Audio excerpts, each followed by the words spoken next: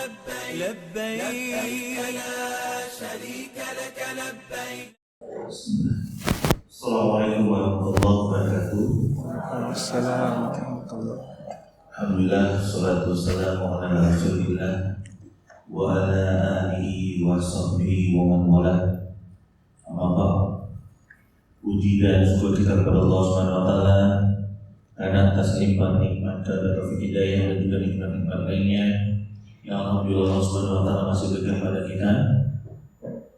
Alhamdulillah atas izin Allah Subhanahu wa taala hari ini kita bersama-sama berkumpul di tempat ini yang insyaallah taala kita akan sama-sama mengikuti kegiatan manasik umroh untuk keberangkatan kita nanti pada tanggal 6 Agustus 2025.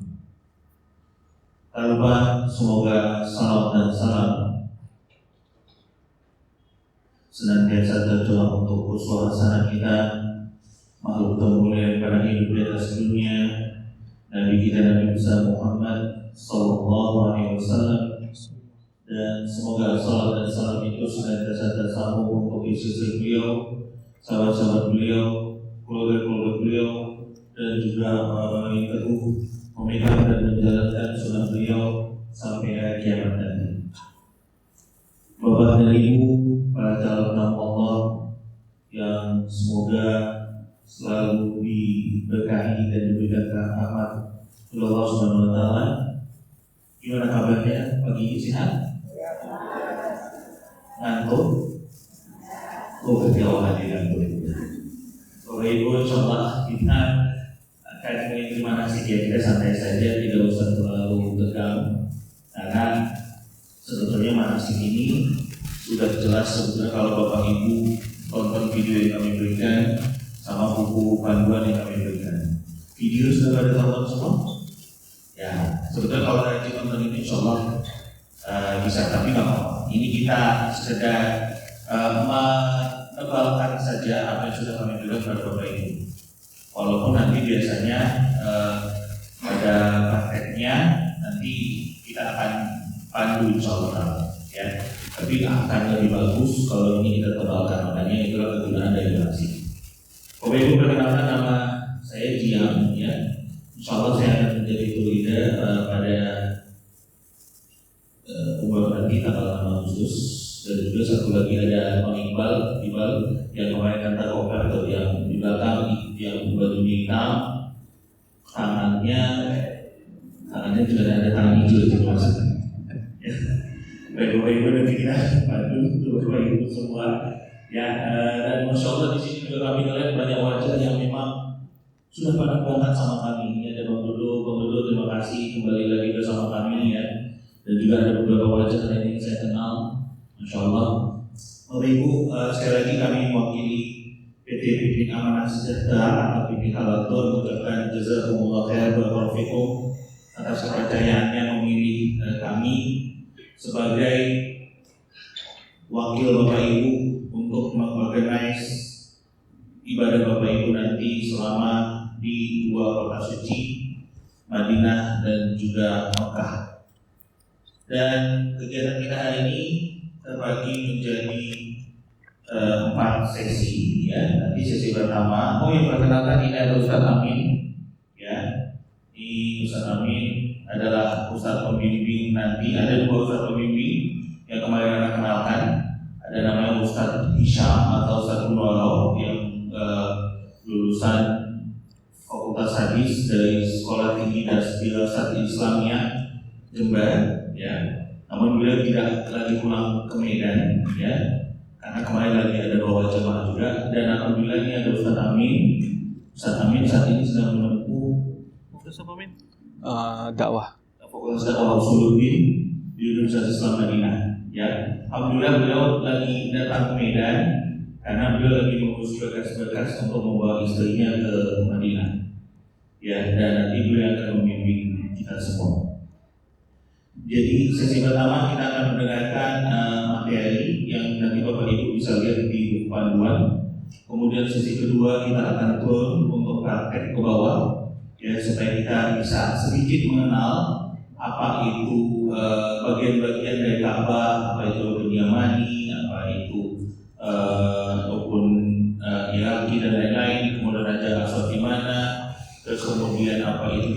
Ismail, kemudian apa itu Maqam Ibrahim, nanti dijelaskan di bawah sesi kedua. Sesi ketiga, nanti kita akan buka tanya jawab. Sampai ke atas kita akan buka tanya jawab di sini. Silakan yang bertanya basic-basic dari yang tadi mungkin sudah dijelaskan oleh Ustaz Amin. Mungkin ada yang belum paham, nanti bisa ditanya sesi ketiga. Sesi keempat nanti baru masuk sesinya saya. Saya akan menjelaskan teknis keberangkatan dan juga apa-apa saja yang boleh dan tidak boleh dilakukan selama perjalanan, ya. Dan Bapak Ibu, satu lagi yang perlu kami tekankan, kehadiran kami, terutama saya dan juga Iqbal, itu hanya berkaitan dengan kegiatan Bapak Ibu yang bersifatnya umum, ya, jalan-jalan, makan, dan lain-lain. Tapi kalau nanti yang bersifat syar'i atau bersifat agama, silakan tanya ke Ustaz Amin ataupun Ustaz Isyam atau Ustaz Nur, ya. Jadi jangan nanya nanti Jiang rukun ini apa bisa nanti, ya. Jadi Bapak Ibu tanya sama Ustaz aja. Tapi kalau nanya Jiang di Madinah kita makan di mana? Aslo, ya. Nanti kita tunjukkan. Tapi kalau soal hukum-hukum nanti bisa tanya sama Ustaz, ya, Bapak Ibu. Demikian yang perlu kami sampaikan, dan silakan yang mencatat pakai alat tulis silakan, yang cukup mendengarkan saja boleh juga, ya. Untuk itu langsung saja pada Ustaz kami oleh Tafadhol Maskur.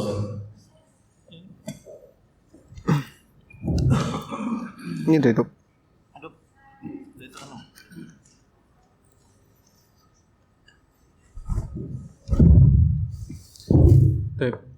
Assalamualaikum warahmatullahi wabarakatuh. Innal hamdalillah nahmaduhu wa nasta'inuhu wa nastaghfiruh wa na'udzu billahi min shururi anfusina wa min sayyiati a'malina. May yahdihillahu fala mudilla lahu wa may yudlilhu fala hadiyalah. Asyhadu an la ilaha illallah wa asyhadu anna Muhammadan abduhu wa rasuluh alladzi la nabiyya ba'da. Alhamdulillah, jemaah rahimani wa rahimakumullah. Ya, saya mengingatkan diri saya dan juga Bapak Ibu sekalian yang hadir di sini, ya, henti-hentinya kita terus senantiasa bersyukur kepada Allah Subhanahu wa taala atas segala macam limpahan rahmat-Nya.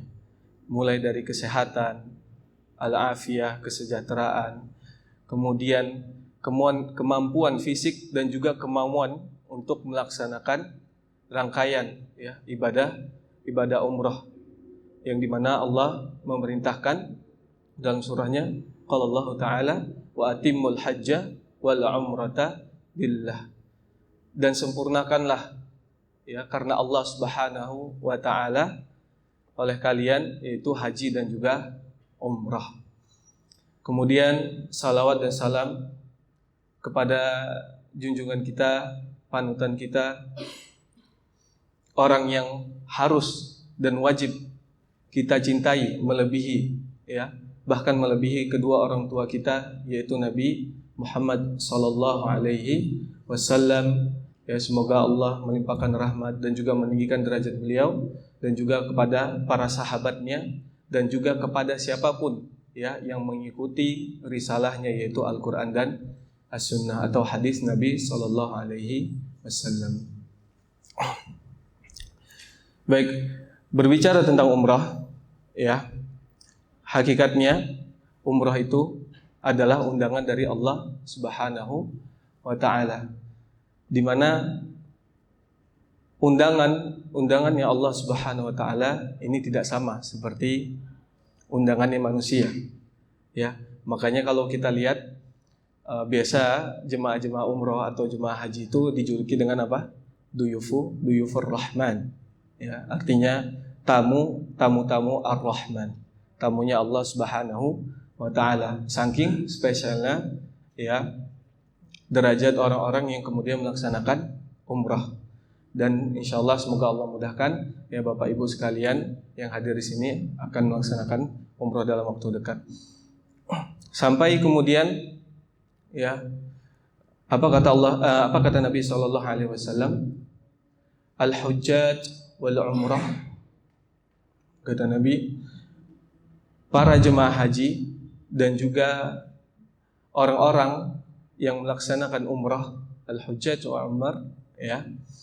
Kata Nabi sallallahu alaihi wasallam, wafdullah, mereka itu adalah tamu undangannya Allah Subhanahu wa taala. Da'ahum fa'ajabuhu, ya. Allah memanggil mereka, maka mereka pun menjawab panggilan Allah Subhanahu wa taala dalam talbiyahnya. Nanti insyaallah akan kita terangkan apa itu talbiyah. Kemudian apa kata Nabi sallallahu alaihi wasallam? Sa'aluhu, ya. Maka mereka pun meminta kepada Allah Subhanahu wa taala. Ya, berdoa kepada Allah Subhanahu wa taala, memohon, ya, dengan segala macam kebutuhan dan hajatnya. Maka kata Nabi SAW, fa'atahum. Ya, maka kemudian Allah Subhanahu wa taala pun memberikan kepada mereka atas apa yang mereka minta, ya. Dan ini diantara keutamaan orang-orang yang melaksanakan haji dan umrah. Kemudian yang kedua, ya, diantara keutamaan orang yang umrah, ya, kata Nabi SAW, wa'adimul hajja wal umrah, kata Nabi, ya, lazimkanlah oleh kalian haji dan umrah, ya, artinya setelah umrah ini maka laksanakanlah umrah lagi, kata Nabi SAW. Ya, kenapa? Karena kata Nabi SAW, al-umrah ilal umrah kafarah, ya, di antara satu umrah dengan umrah yang lain itu terdapat kafarah. Kafarah itu apa? Kafarah itu maksudnya adalah jarak di antara Bapak Ibu sekalian yang melaksanakan satu umrah dengan umrah yang lain.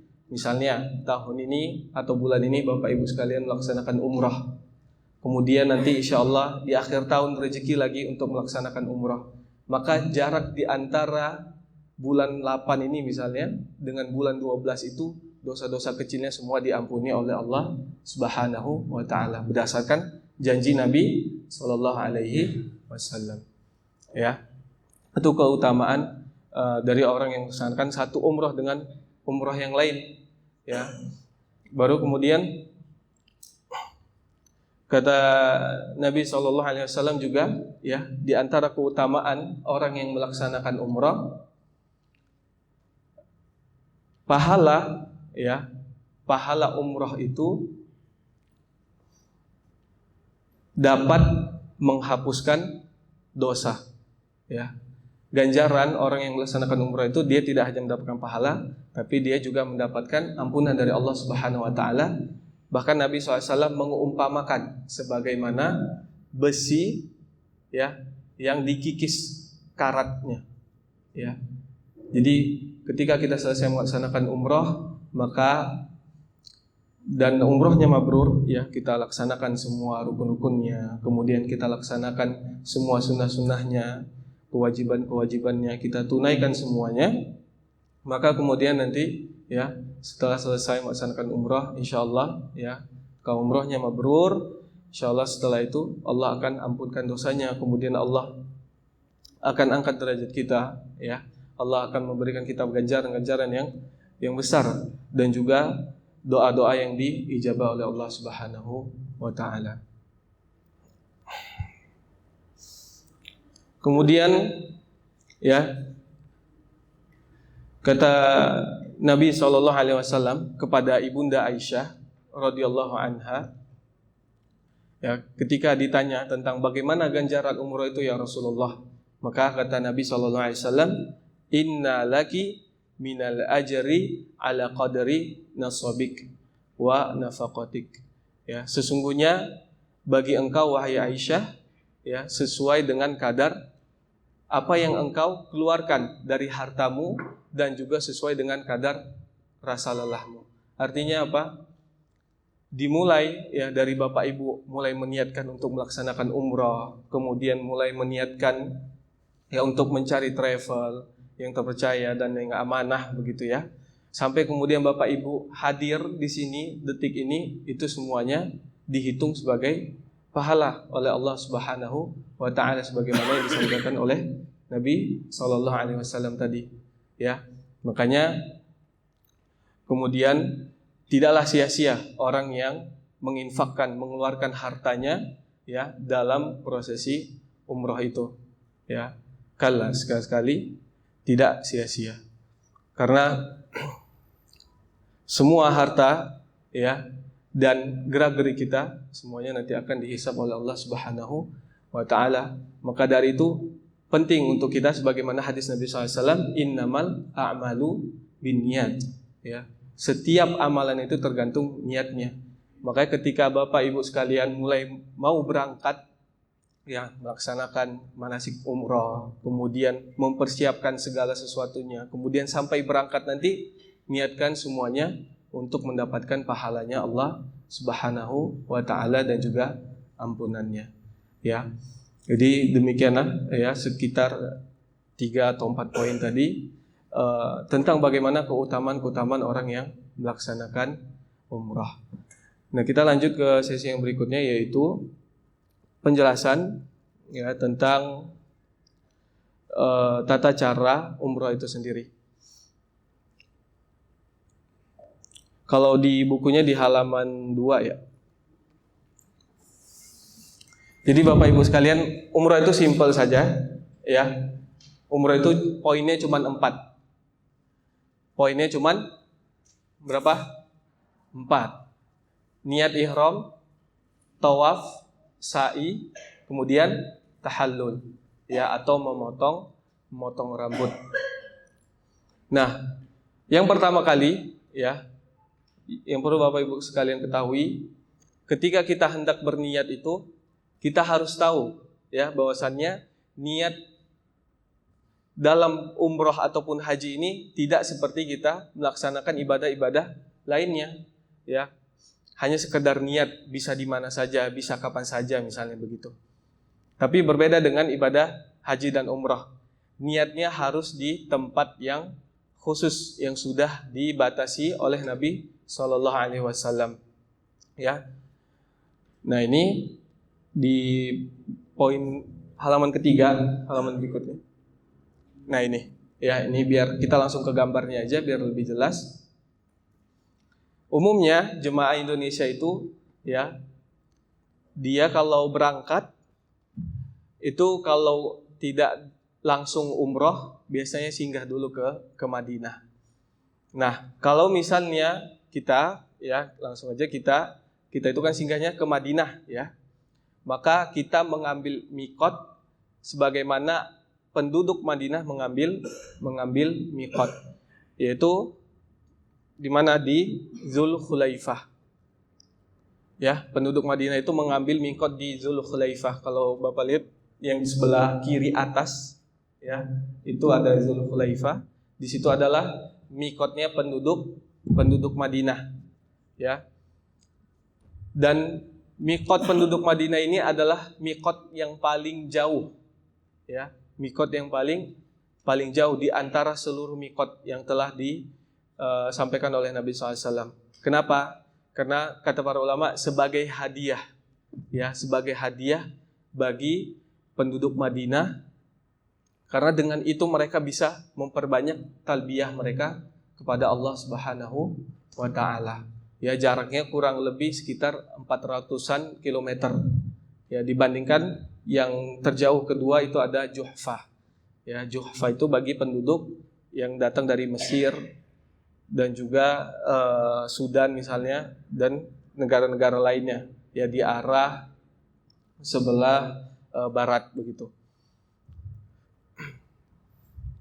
Maka ketika kita sudah sampai di mikot, ya, ketika kita sudah sampai di mikot itu kita sudah harus dalam keadaan memakai pakaian ihram, ya, memakai pakaian ihram.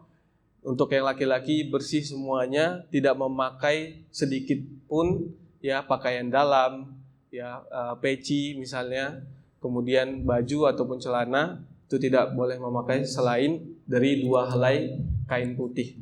Ya, adapun yang perempuan bebas saja, hanya saja wajah dan juga telapak tangannya dibuka. Ya.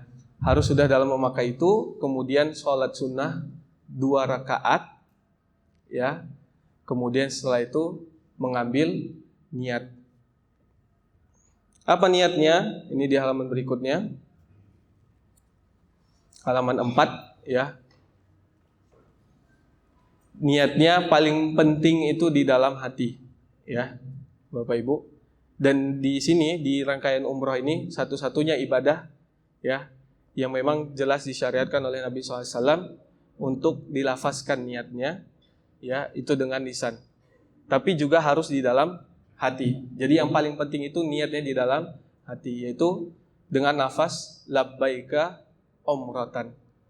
Ya Allah, aku penuhi panggilanmu. Ya. Allahumma, atau boleh ditambahkan Allahumma labbaika umratan. Allahumma itu artinya ya Allah, labbaika umratan. Aku penuhi panggilanmu. Aku penuhi seruanmu untuk melaksanakan umrah. Ya, baru kemudian setelah itu kita disunahkan untuk memperbanyak talbiyah.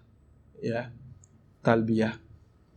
Ini kita skip, bisa langsung ke halaman ini dulu. Oh, di sini nggak ada di sini. Makna talbiyah gitu nggak ada.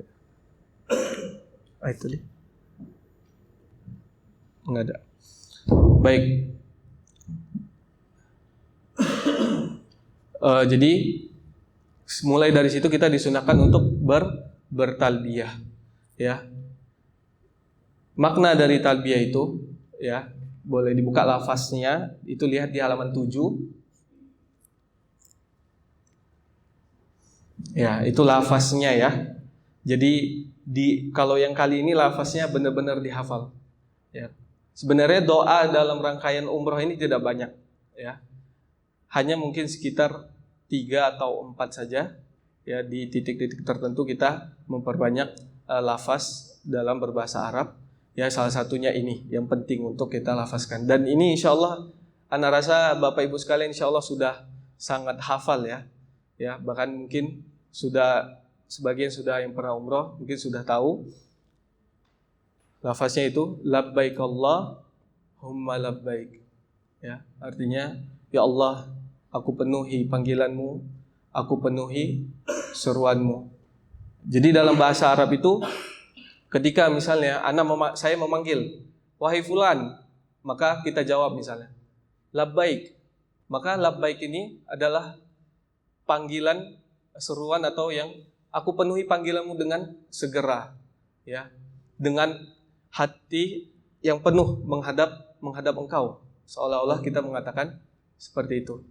Makanya diresapin betul bagaimana kemudian lafaz talbiyah ini, ya. Makanya kita memperbanyak talbiyah sampai-sampai, ya, dalam riwayat Nabi SAW dan juga para sahabat itu ketika mereka bertalbiyah itu sampai mereka itu kering lisannya, ya, kering bibirnya. Kemudian juga mereka sampai tertidur, terbangun bertalbiyah lagi, terus lagi tertidur, terbangun bertalbiyah lagi. Terus seperti itu sampai mereka sampai di arena tawaf, ya, atau di Ka'bah atau di Masjidil Haram. Ya, itu diantara bagaimana kemudian kesungguhannya para sahabat. Kita bayangin dulu itu tidak ada bus seperti kita sekarang, ya. Misalnya kalau dengan bus itu kurang lebih sekitar 7 jam, ya, atau paling lama misalnya 8 jam dengan bus. Nah, sementara Nabi SAW dan para sahabatnya itu ada yang berjalan kaki, ada yang dengan untanya, ya, dengan kendaraannya masing-masing.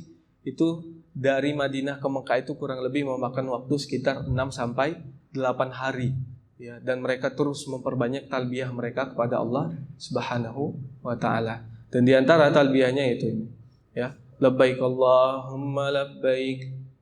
Ya Allah, aku penuhi panggilanmu, aku penuhi seruanmu. Labbaik la syarika laka labbaik.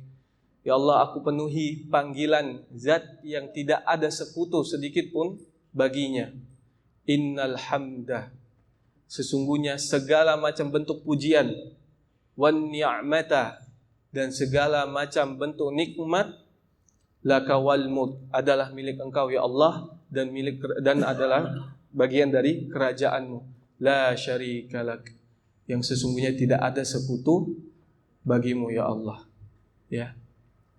Bagaimana kemudian talbiyah ini benar-benar merupakan syiar Allah, ya, menunjukkan bagaimana Allah itu tidak mau disekutukan oleh sesuatu pun. Ya. Kalimat tauhid, ya. Dalam lafaznya la syarika labbaik, ya.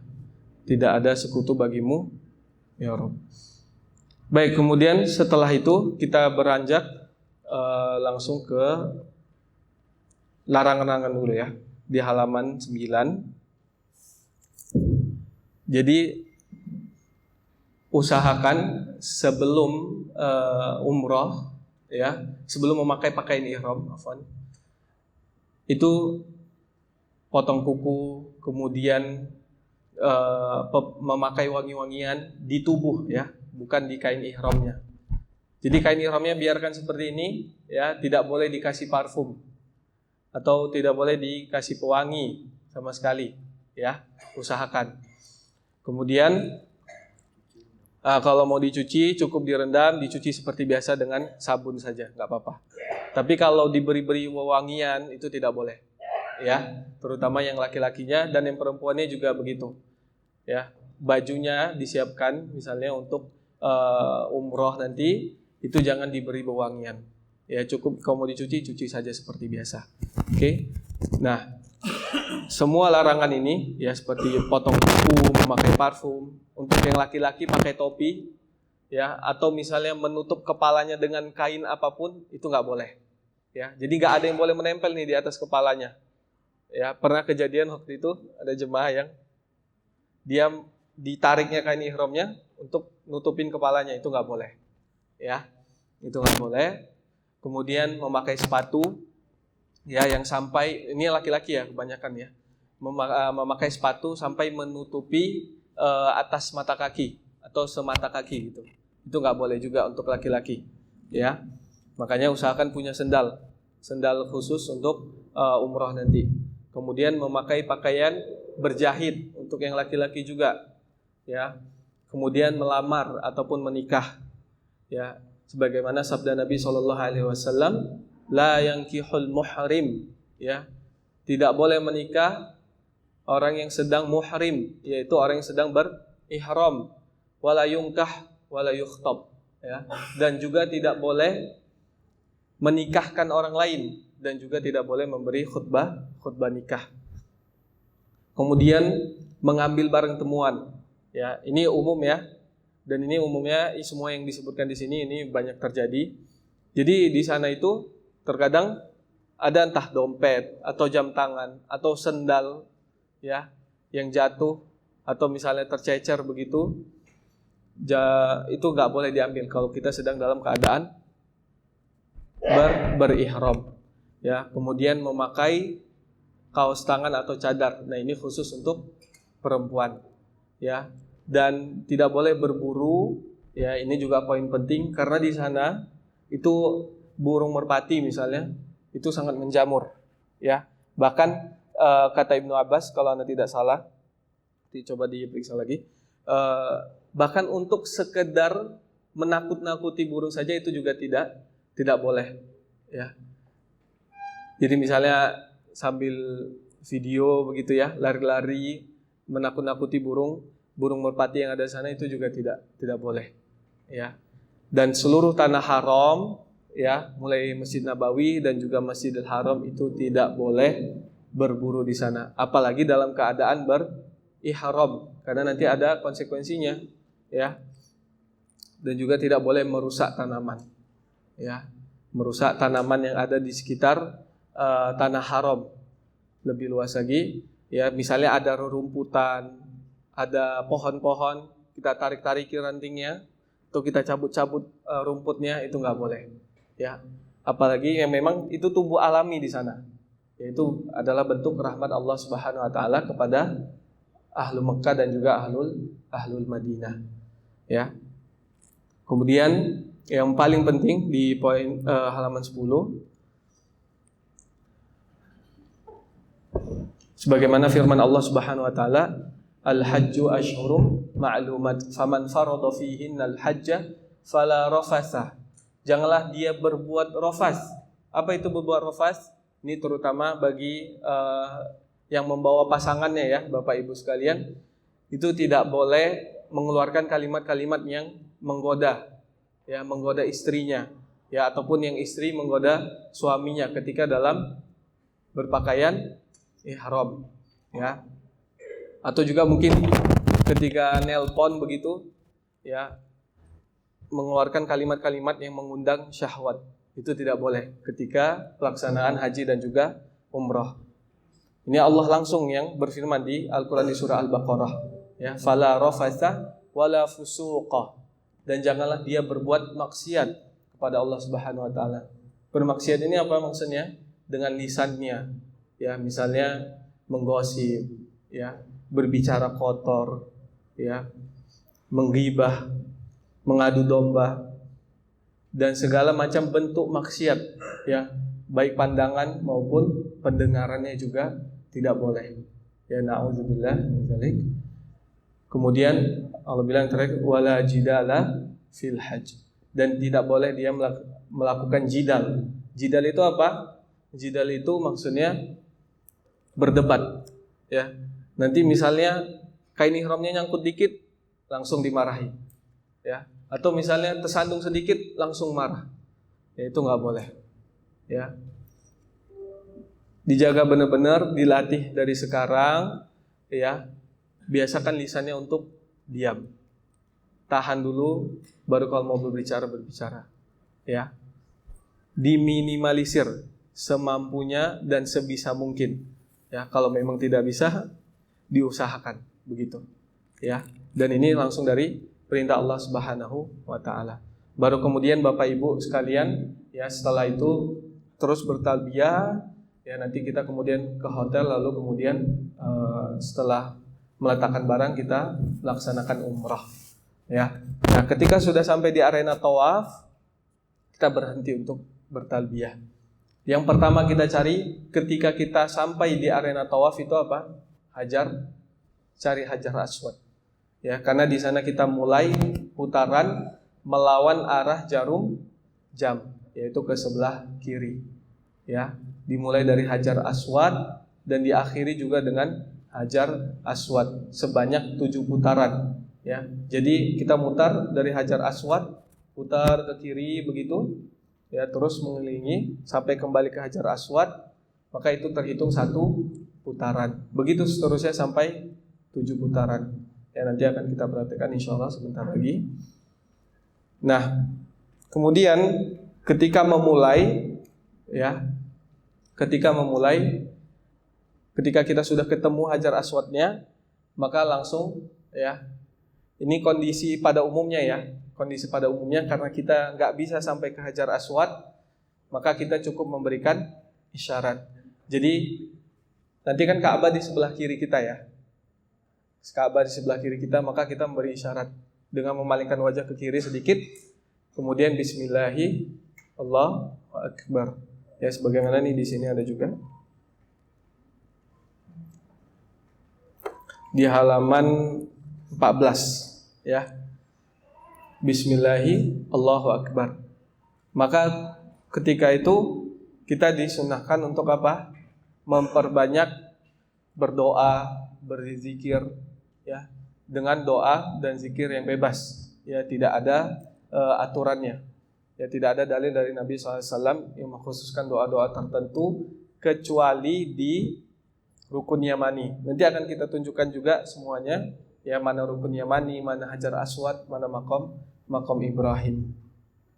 Nah, apa doanya? Doanya sudah sangat familiar, ya. Dari rukun Yamani itu kita membaca doa Rabbana atina fid dunya hasanah wa fil akhirati hasanah wa qina azabannar. Terus diulang sampai kemudian kita sampai di Hajar Aswad lagi. Kita ulang lagi. Boleh Bismillahi Allahu Akbar atau sekedar Allahu Akbar, memberi isyarat juga seperti itu, ya. Terus sampai 7 7 putaran. Lalu anggap ini kita sudah di 7 putaran, ya, maka putaran yang ke-7 kita cukup melewati Hajar Aswad, lalu mengambil posisi sholat di belakang makom Ibrahim. Nah, untuk yang laki-laki, ya, Afwan tadi Anda lupa sampaikan di awal, khusus untuk yang laki-laki, ketika sudah sampai di arena tawaf, ya, kita sudah membaca doa masuk masjid dan juga doa melihat Ka'bah, maka bahu sebelah kanannya dibuka. Ya. Ini syarat apa? Jadi dulu, ya, ketika Nabi melaksanakan umrah, ya, para orang-orang kafir itu, kaum musyrikin itu menghina Nabi SAW dan para sahabatnya bahwasanya mereka itu adalah orang-orang yang lemah. Kaum muslimin itu adalah orang-orang yang lemah. Maka kemudian Nabi SAW, ya, membuka pundaknya, ya, menunjukkan bagaimana kekarnya Nabi SAW dan juga para sahabat, ya, menunjukkan bahwasanya mereka itu kuat, begitu ya, menunjukkan bahwasanya kaum muslimin itu kuat. Makanya semenjak itu disyariatkan untuk membuka bahu sebelah kanan ketika melaksanakan umrah bagi laki-laki, ya. Nah, itu istilahnya idbaq, ya, idbaq untuk laki-laki. Dan ini hanya ketika tawaf saja. Artinya ketika sholat itu harus ditutup. Ketika sa'i itu juga harus ditutup. Jadi memang pas tawaf saja itu kita buka. Tapi ketika kita udah selesai tawaf, kemudian kita mencari tempat, ya, untuk sholat di area belakang makom Ibrahim, ya, itu kita tutup, dan setelah itu kita tutup terus sampai nanti kita selesai umrahnya, begitu, ya. Dan sholat di belakang makom Ibrahim itu tidak disyariatkan harus di belakang. Artinya apa? Harus tepat di belakang, begitu tidak. Artinya kalau memang penuh dan terkadang juga ditutup bahkan oleh petugas langsung, ya, itu kita boleh cari tempat yang lain. Intinya kita sholat, ya, sholat sunnah setelah tawaf. Boleh sholat sunnah apapun, ya, biasanya kita umrahnya malam, ya.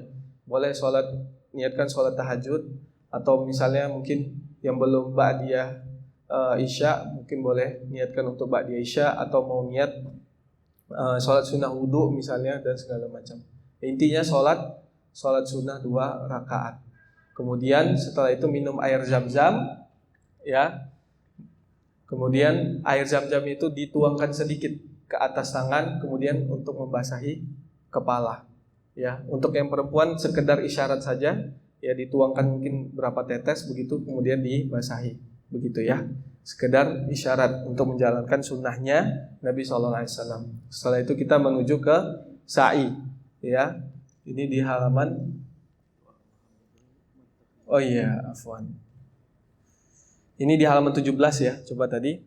Jadi setelah selesai, ya, kita melaksanakan putaran. Ini kita udah selesai nih lewat Hajar Aswad. Maka kita disunahkan membaca doa ini, ya. Ini doa kedua yang tadi Anda sampaikan, ya. Doa ketiga, afwan. Yang kedua tadi, Rabbana atina fid dunya hasanah wa fil akhirati hasanah wa qina azabannar. Usahakan hafal bahasa Arabnya dan juga artinya, ya, biar kemudian bisa diresapin benar-benar ketika melafazkan doa-doa tersebut. Kemudian doa yang ketiga yang harus kita hafal, ya, yaitu ini di nomor 10 ini, ya. Setelah selesai Hajar Aswad, kita lanjut baca doa wattakhizu min maqami Ibrahim musalla, ya. Kata Allah, dan ambillah oleh kalian dari belakang makom Ibrahim itu tempat sholat. Ya, ini di surah Al-Baqarah. Ya, ini sunnah untuk dibacakan. Kemudian tadi, ya, doa yang keempat, ini di halaman 18. Setiap minum air zam-zam, kalau malas berdoa panjang-panjang, minimal baca doa ini, ya. Allahumma inni as'aluka, ya Allah, sesungguhnya aku memohon kepada Engkau, ilman nafi'ah, ilmu yang bermanfaat, ya. Ilmu yang bermanfaat itu bagaimana? Ilmu yang diamalkan. Warizqan thayyiban atau warizqan wasi'an, dan rizki yang lapang, rizki yang luas, wa syifaan min kulli da'in, dan kesembuhan dari berbagai macam penyakit. Ya, banyak kemudian cerita-cerita ya dari guru-guru kami, teman-teman kami, orang-orang yang kemudian dia mungkin sudah berobat kemana-mana, mengeluarkan biaya yang tidak sedikit begitu ya. Malah sampai ketika dia melaksanakan umroh dia sudah pasrah ya, dia berikhtiar dengan Zam-Zam malah sembuh ya. Jadi sebagaimana sabda Nabi SAW, Zam-Zam, ma'u Zam-Zam lima syuribalah ya. Air Zam-Zam itu sebagaimana niat orang yang meminumnya. Baik, kita lanjut ke halaman 21 ya, ke sa'i aja. Nanti kita lebih banyak detailnya nanti di praktek di bawah. Nah, ketika kita sudah minum Zam-Zam ya kan, kita jalan ke area sa'i. Dan ingat Bapak Ibu, area sa'i itu tidak boleh dianggap ya sebagai bagian dari Masjidil Haram. Ya, walaupun dia bangunannya menyatu begitu, tapi ya menurut para ulama kita tidak boleh menganggap bahwasannya tempat sa'i itu adalah bagian dari Masjidil Haram. Dia satu bangunan tapi beda lokasi dia. Ya, hanya saja ketika sholat safnya menyambung sampai ke lokasi sa'i. Ya. Nah, ketika kita berjalan ke tempat sa'i disunnahkan ya kita untuk membaca doa ini. Innas safa wal marwata min sya'airillah. Halaman 21. Ya. Sesungguhnya kata Allah ini ya di surah Al-Baqarah lagi, sesungguhnya Safa dan Marwah adalah syiar-syiarnya, di antara syiar-syiarnya Allah Subhanahu wa taala. Ya. Kemudian kita membaca doa ini terhapus ya. Itu yang benar abda'u ya. Abda'u bima bada'allahu bihi. Ya, aku memulai dari apa yang Allah mulai dengannya. Ya, ini seperti kita melafazkan bismillah tapi dengan versi yang lain gitu ya. Yang disyariatkan oleh Nabi SAW, sunnahnya kita membaca ini. Abda'u bima bada'allahu bihi. Enggak ada terhapus. Iya. Abda'u, yaitu harusnya ada hamzah dan ba-nya. Abda'u. Abda'u bima bada'allahu bihi. Ya. Kemudian nanti di poin halaman berikutnya ya, ini doa yang cukup panjang tapi ini doa terakhir lah kita bilang ya, yang harus dihafal untuk mendapatkan kesunahan yang Nabi SAW. Ya, ini doanya halaman 22. Jadi setelah kita baca doa yang tadi ya, inna safa wal marwata min sya'airillah, itu ketika jalan. Ketika sudah sampai di sofa ya, itu kita menghadap kiblat atau menghadap Ka'bah, kita mengangkat kedua tangan ya. Kita mengangkat kedua tangan, kemudian kita membaca ini sebelum zikir ini sebelum berdoa ya. Allahu akbar, Allahu akbar, Allahu akbar, la ilaha illallah wahdahu la syarikalah, lahul mulku wa lahul hamdu yuhyi wa yumitu wa huwa ala kulli syai'in qadir.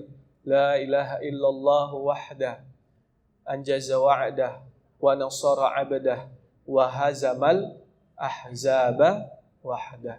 Baru setelah itu doa yang panjang ya, sampai terusir ya, sampai diusir oleh petugas, baru kita lanjut gerak kemana? Gerak menuju Marwah ya.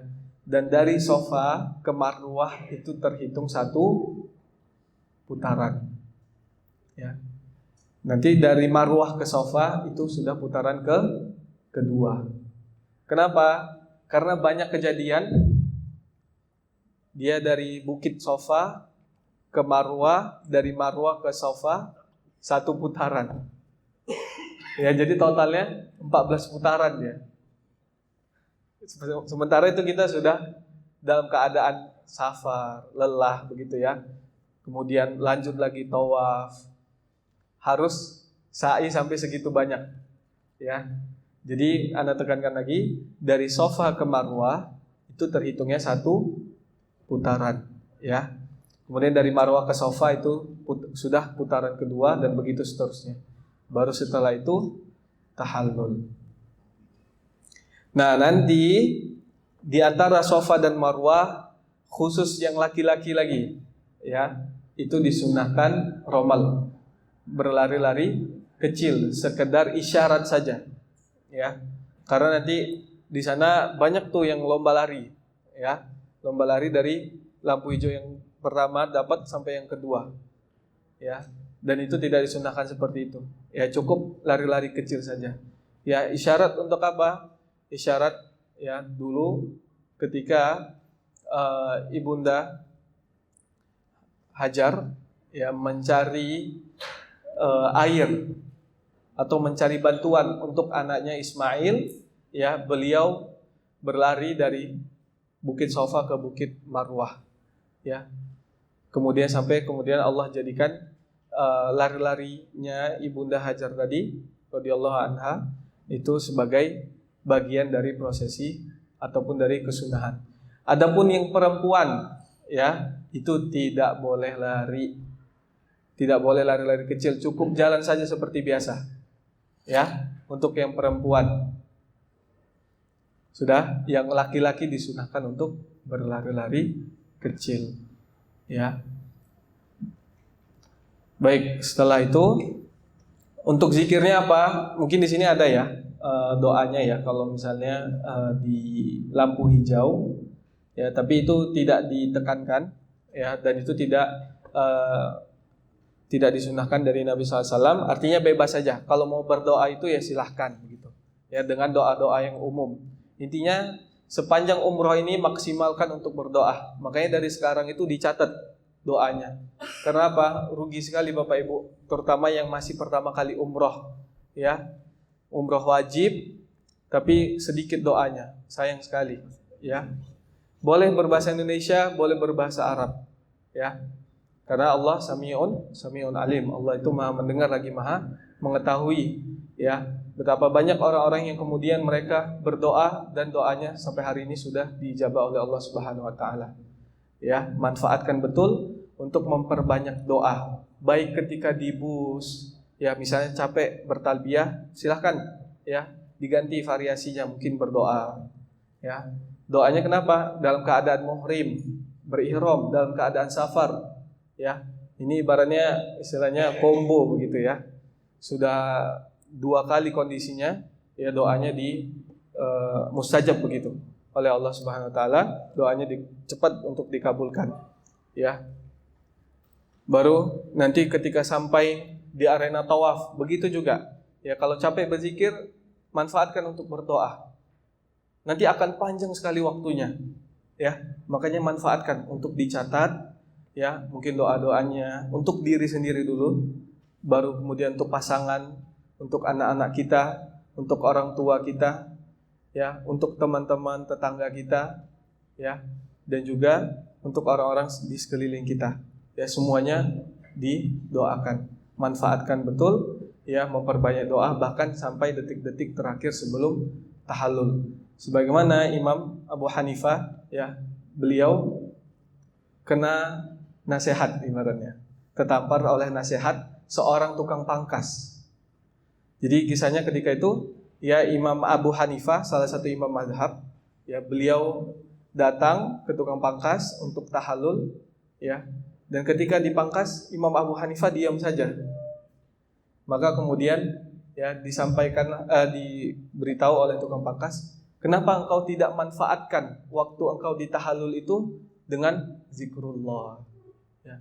Kenapa tidak engkau manfaatkan ketika engkau dipotong di tahallul dengan berzikir dan berdoa kepada Allah Subhanahu wa taala? Makanya sampai seperti itu, ya. Kita betul-betul harus memanfaatkan momen-momen umrah ini. Baik, Nah, jadi ini ada juga doa-doanya yang disarankan, atau kalau misalnya malas atau ribet begitu ya, ngafal-ngafal doa boleh. Ya cukup dibaca-baca artinya, nanti ketika kita sudah di sana ya tinggal dibaca lagi. Jadi dari sekarang itu cukup dibiasakan. Ya, ini ada saran-saran doa yang tertulis di sini di buku bagian belakang. Ya, ini banyak doanya beserta juga dengan artinya. Kalau dicukupkan dengan ini saja, insya Allah sudah cukup.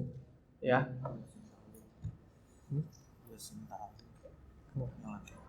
Oh iya. Baik.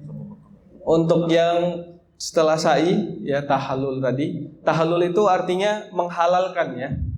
Jadi sebelumnya kondisi kita itu muhrim ya, atau orang yang diharamkan dari melakukan dari sebelumnya, ya misalnya kita boleh pakai peci, boleh pakai baju, menjadi haram kemudian menggunakan pakaian berjahit, peci misalnya, atau niqab bagi perempuan, atau sarung tangan misalnya.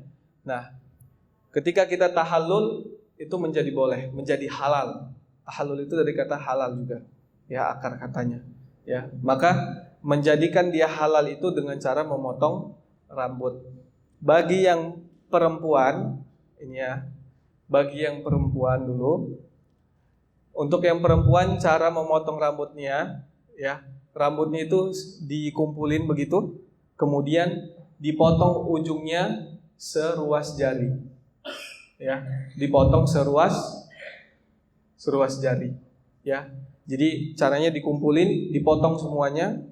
Ya, setelah dikumpulin begitu, dipotong seruas jari aja. Enggak usah banyak-banyak. Ya, enggak usah ragu, enggak usah takut, pokoknya kira-kira sudah seruas jari sudah. Ya. Dan itu nanti yang perempuan ya kita arahkan untuk potong rambutnya di kamar hotel. Ya. Di kamar hotel. Dan boleh saling memotongkan. Tidak harus kemudian disyaratkan misalnya yang motong harus sudah pernah umroh, atau harus sudah pernah begini, atau harus sudah pernah begitu, tidak. Ya. Jadi siapa saja boleh memotongkan kawannya, asal sesama mahramnya, sesama perempuan misalnya, atau dengan pasangannya misalnya, itu boleh. Ya. Adapun yang untuk laki-laki, ya, yang untuk laki-laki sebagaimana Allah Ta'ala berfirman, satadkhulunal masjidil haram muhalliqin. Ya. Kata Allah, kalian akan masuk ke Masjidil Haram dalam keadaan muhalliqin, yaitu botak gundul. Ya. Jadi untuk yang laki-laki disyariatkan untuk mengerik kepalanya, ya, gundul. Ya. Jangan khawatir nanti malah malu begitu ya. Untuk rambut saja kita tidak berani mengorbankannya untuk Allah, maka bagaimana lagi dengan yang lain? Maka bagaimana kalau Allah menuntut jiwa kita, harta kita, pasangan kita, dan anak-anak kita? Ya, untuk rambut saja kita tidak bisa. Ya, makanya sampai kemudian Allah mendahulukan, ya, satadkhulunal masjidil haram muhalliqina wa muqassirin. Ya, di ayat Al-Qur'an ini Allah mendahulukan orang-orang yang digundul untuk disebutkan duluan. Kenapa? Menunjukkan bagaimana keutamaan orang yang menggundul rambutnya setelah melaksanakan umrah dan juga haji. Dan juga di sabda Nabi SAW, Allahumma ighfir, kata Nabi. Ya Allah, depan para sahabatnya ini, ya Allah ampunilah dosa orang-orang yang menggundul rambutnya. Allahumma ighfir lil muhalliqin. Ya Allah, ampunilah dosa orang-orang yang menggundul rambutnya. Kemudian sahabat langsung bertanya, ya Rasulullah, walil muqassirin. Ya Rasulullah, bagaimana dengan orang yang memotong pendek rambutnya? Nabi ulangi lagi yang kedua, Allahumma ighfir lil muhalliqin. Ya Allah, ampunilah dosa orang-orang yang menggundul kepalanya. Walil muqassirin ya Rasulullah, dan orang-orang yang memendekkan rambutnya ya Rasulullah, doakan juga gitu. Nabi ulangi lagi yang ketiga kali, Allahumma ighfir lil muhalliqin. Ya Allah, ampunilah dosa orang-orang yang menggundul rambutnya. Walil muqassirin ya Rasulullah. Baru kemudian kata Nabi, walil muqassirin, dan juga orang yang memendekkan rambutnya. Ya, menunjukkan bagaimana keutamaan bagi laki-laki yang gundul. Ya, Jadi jangan malu bapak-bapak ini terutama. Jadi sana umum saja orang yang gundul begitu ya. Jadi usahakan dari sekarang untuk disiapkan mentalnya, terutama yang laki-laki ya, untuk menggundul rambutnya nanti ketika di sana. Ya, bahkan masya Allah itu ada teman-teman kita juga, ya, dia itu nggak pangkas kecuali sekalian umroh dan digundulkan rambutnya. Ya, jadi usahakan juga Bapak Ibu sekalian nanti bisa seperti itu yang laki-laki terutama ya, insya Allah. Baik, kita langsung praktek ya untuk pakai ihram yang laki-lakinya. Silahkan. Ya, sambil yang laki-laki pakai kain ihram, tim dalam piknik boleh dibantu Bapak dan Ibu ada menerima headset yang ada di dalam kantong. Boleh silakan dipakai headsetnya. Karena itu nanti kita akan dengarkan saat lewat headset. Nah, headset ini akan kita pakai selama di Madinah dan juga Mekah. Nanti kami kutip lagi ya setelah acara selesai. Nanti kami akan bagikan di bandara. Kita akan pakai hanya untuk city tour saja.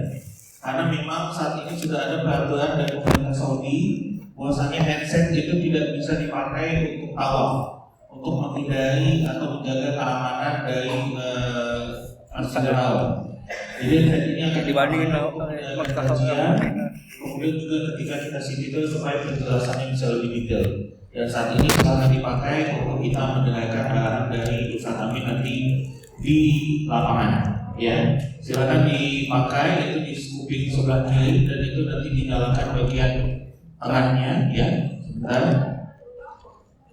Boleh piknik silakan dibantu teman-temannya. Ya. Untuk nyalakannya tekan tombol tengahnya lama. Ya. Yang ibu-ibu juga boleh dipakai headsetnya semua pakai supaya nanti di lapangan kedengaran akan dengan jelas. Cek. Ada yang dengar? Cek. Ya, Dengar tidak? Yang sudah silakan duduk kembali. Cek.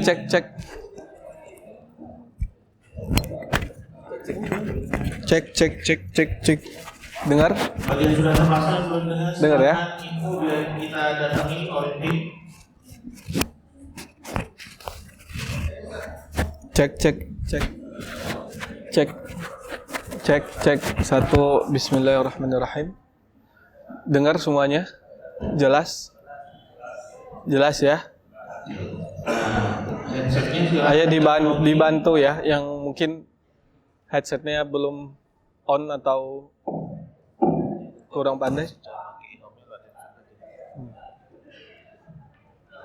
Ada yang belum bisa dengar? Ada yang belum tahu cara masangnya? Tes. Angkat tangannya biar didatangin oleh tim. Tes.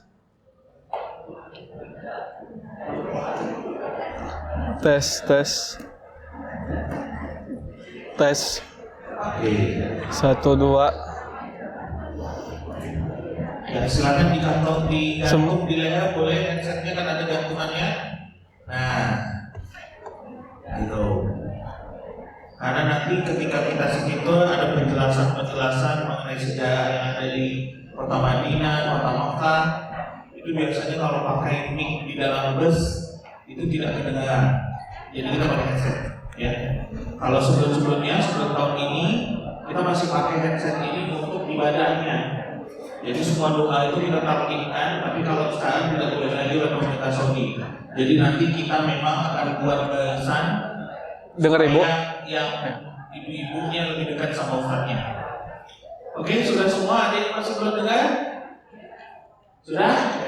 Oke, baik. Ustaz Amin, Fadl, silakan untuk dipraktekkan bagaimana cara memakai kain ihram. Bapak-bapak, silakan keluarkan kain ihramnya. Didengarkan dan diperhatikan Ustaz Amin di depan.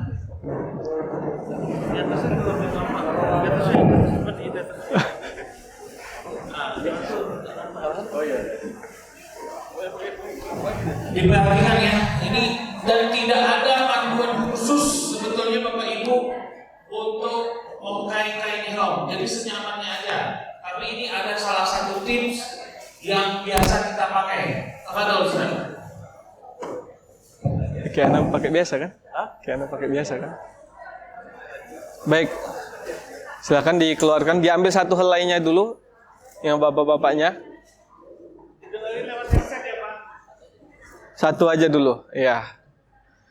Jadi makainya sebenarnya bebas ya, sebagaimana disampaikan oleh Bang Jiang, ya. Bebas, tidak ada aturan khusus, ya. Tapi ini sebagaimana yang saya biasa pakai, dan juga jangan dibayangkan ketika kita pakai ini dalam keadaan tidak memakai sehelai benang pun, ya, itu akan jatuh atau ditarik-tarik misalnya, karena kita sedang tidak lomba lari atau ya sedang tidak beratraksi begitu ya di arena tawaf, ya. Jadi kita gunakan sebagaimana kita pakai sarung sebenarnya. Baik, silakan dililitkan di tubuh, badan. Sudah, dilihatkan belakang begini.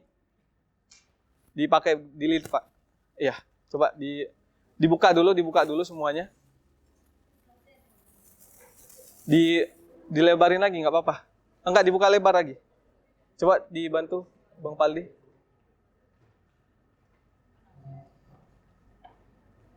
Nah, oke. Kemudian ini kan ada masing-masing sisi ya. Nah, ini disejajarkan begini, ditemuin. Disejajarkan. Ya. Sudah, kemudian coba diratain di sebelah kiri kita.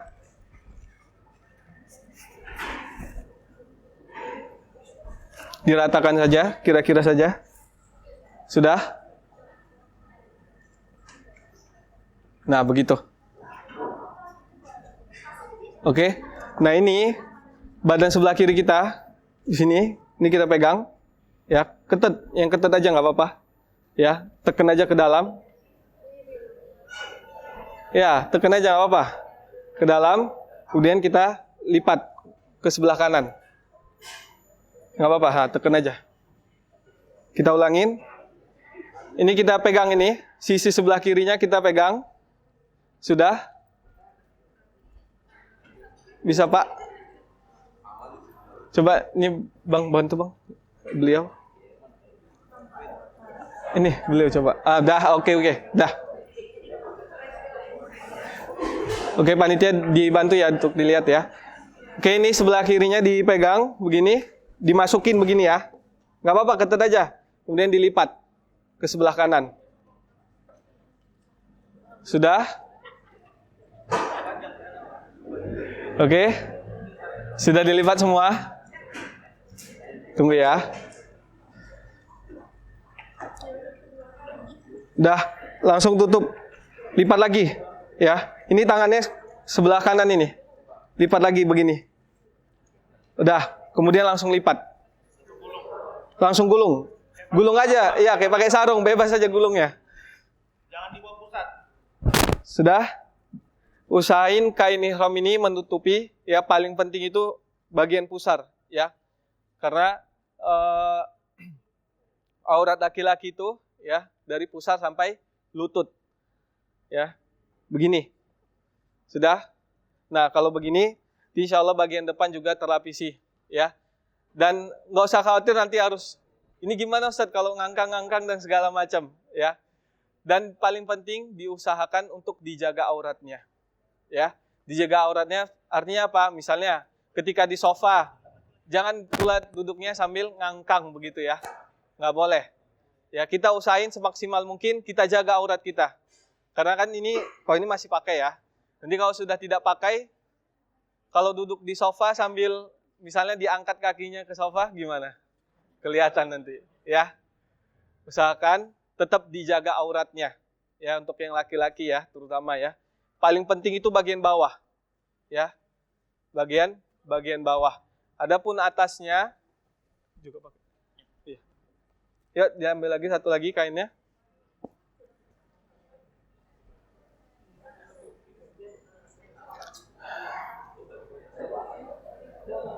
Silakan dibuka.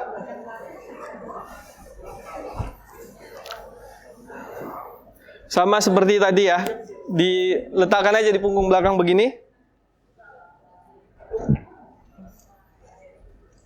Iya.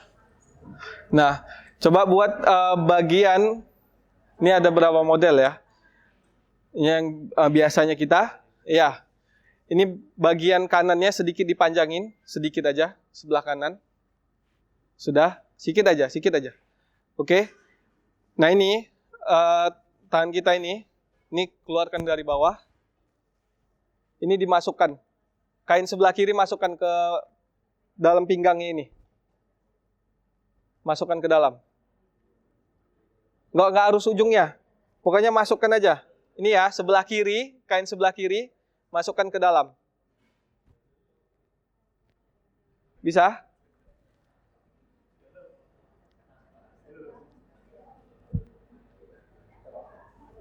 Oke. Ini Ana ulangin ya. Ini 2 begini. Ya, kain sebelah kirinya masukin ke pinggangnya. Ya. Jadi tangannya jangan kaku begini. Keluarkan aja dari bawah gitu. Ya. Kemudian dimasukin. Masukin begini, oke?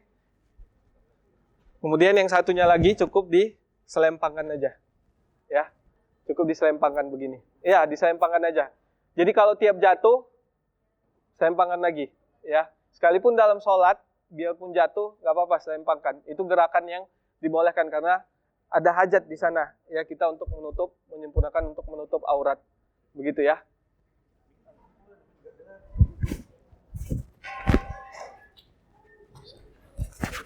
Mana banyak alim? 2 nih. Oke, jemaah siap-siap ambil bukunya, kita turun ke bawah untuk praktek ya.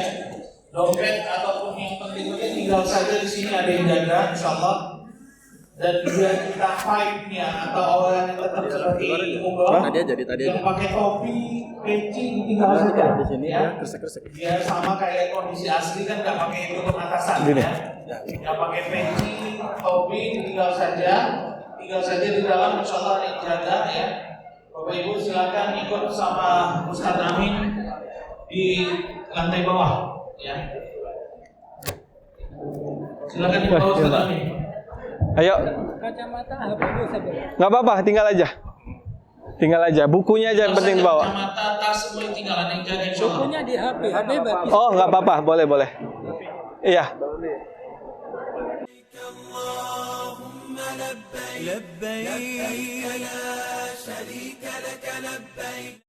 Bapak Ibu sekalian, ya. Jadi anggap ini kita sudah di spot, ya. Karena tadi sudah diangkat. Jadi nama lain dari Taifah atau Mikot tadi yang akan kita ambil itu namanya Bir Ali, ya. Lebih dikenal Bir Ali, ya. Atau namanya langsung dari Nabi. Ini anggap kita sudah di Mikot, kita sudah pakai ihram, ya. Untuk yang laki-laki ini yang membedakan mereka pakai dalamnya saja, tidak dipakai, ya. Jadi semua dilepas. Aksesoris nggak apa-apa kalau mau dipakai, kacamata, headset, jam tangan, ya. Kemudian nanti yang pakai sepatu, nanti usahakan sediakan sendalnya untuk di sana, blok khusus ya.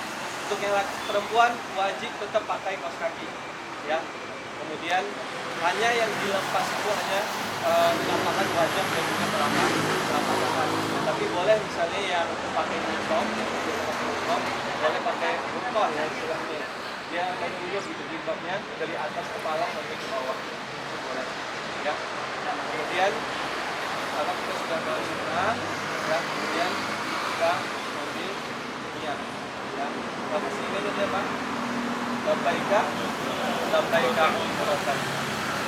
Jadi ketika kita sudah melafazkan niat itu, maka kita sudah istilahnya sudah ganti mode dari yang sudah kita jelas, ya itu kita jadi terbatas untuk melakukan apapun. Ya.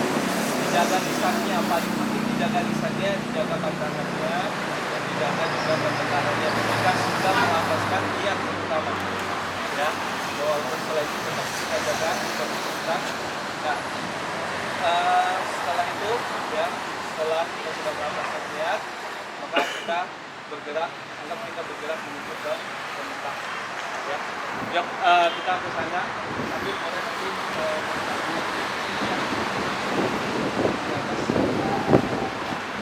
boleh sambil bertajiah. Labbaik Allahumma labbaik, labbaik la syarika lak labbaik, innal hamda والنعمة لك والملك لا شريك لك. Nanti ketika itu ya, untuk yang laki-laki disunahkan untuk menjaharkan suaranya ya. Itu sebagai dari syiar Allah. Jadi dijelaskan gitu suaranya. Jadi kita ngomong begini ya. Untuk yang perempuan itu disirkan aja talbiyah kita ya. Kayak kalau kita sholat ya. Itu seperti itu aja. Untuk yang laki-laki sebagai salam ya dari sunahkan dari Allah ya, kita disunahkan untuk mengucapkan bacaan talbiyah. لبيك اللهم لبيك لبيك لا شريك لك لبيك إن الحمد والنعمة لك والملك لا شريك لك لبيك اللهم لبيك لبيك لا شريك لك لبيك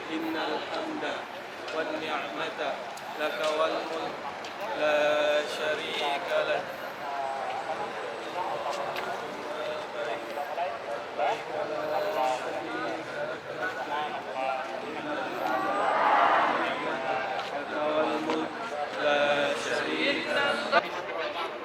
Nanti kita dari Madinah kan naik kereta api. Iya, tapi kita nanti tetap ngambil mute, yang cepatnya naik. Naik Busula baru kereta cepat. Ya. Baik yang di belakang dengar, yang di belakang enggak. Coba ibu yang enggak dengar ke depan aja ibu. Coba yang enggak dengar di belakang ke depan, maju ke depan lagi. Oke, yang headsetnya bermasalah, yang di belakang coba ke depan, maju aja sini, maju aja sini. Yang headsetnya bermasalah di belakang ke depan. Oke, baik. Jadi yang banyak dilalaikan oleh sebagian jemaah kita, ya, ketika sudah sampai hotel misalnya, ya, ketika sudah dalam keadaan santai, itu dia malah banyak ngobrol, ya. Usahakan tetap bertalbiyah, ya. Usahakan tetap bertalbiyah, ngomong secukupnya, sekedarnya, maksimalin untuk bertalbiyah. Karena apa? Nanti kalau sudah sampai di arena tawaf, sudah tidak bertalbiyah lagi, gitu. Walaupun ya boleh dianggap sebagai zikir, ya. Tapi disunahkannya itu, ya apalagi kita naik kereta cepat. Kenapa nggak dapat momen? Apalagi kita naik kereta cepat.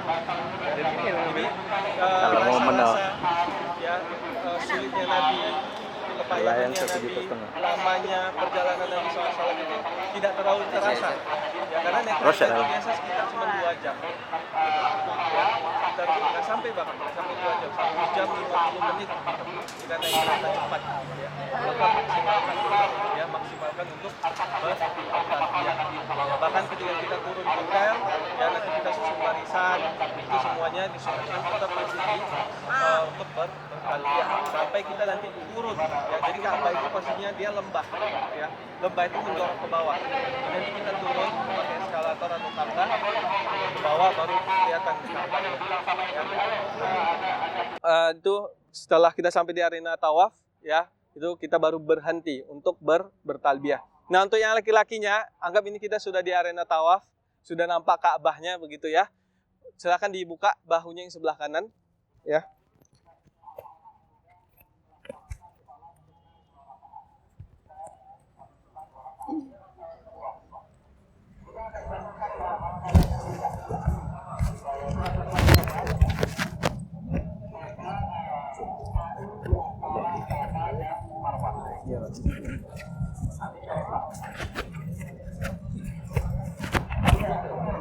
Ya, anggap nih diselempangkan lah begitu ya.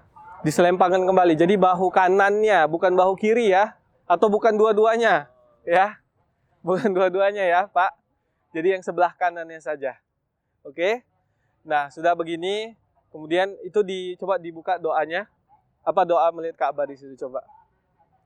Jadi ketika kita sudah, nanti saya jelasin, ini pintunya. Jadi alhamdulillah hotel kita itu hadap-hadapan langsung dengan termasuk salah satu pintu utama Masjidil Haram ya, untuk masuk ke dalam masjidnya. Nanti Bapak dengar di belakang? Hah? Dengar ya? Jadi nanti begitu kita turun bahkan kita langsung bisa ngelihat Ka'bahnya sebenarnya ya. Sebelum nanti kita turun untuk melihat lebih dekat lagi.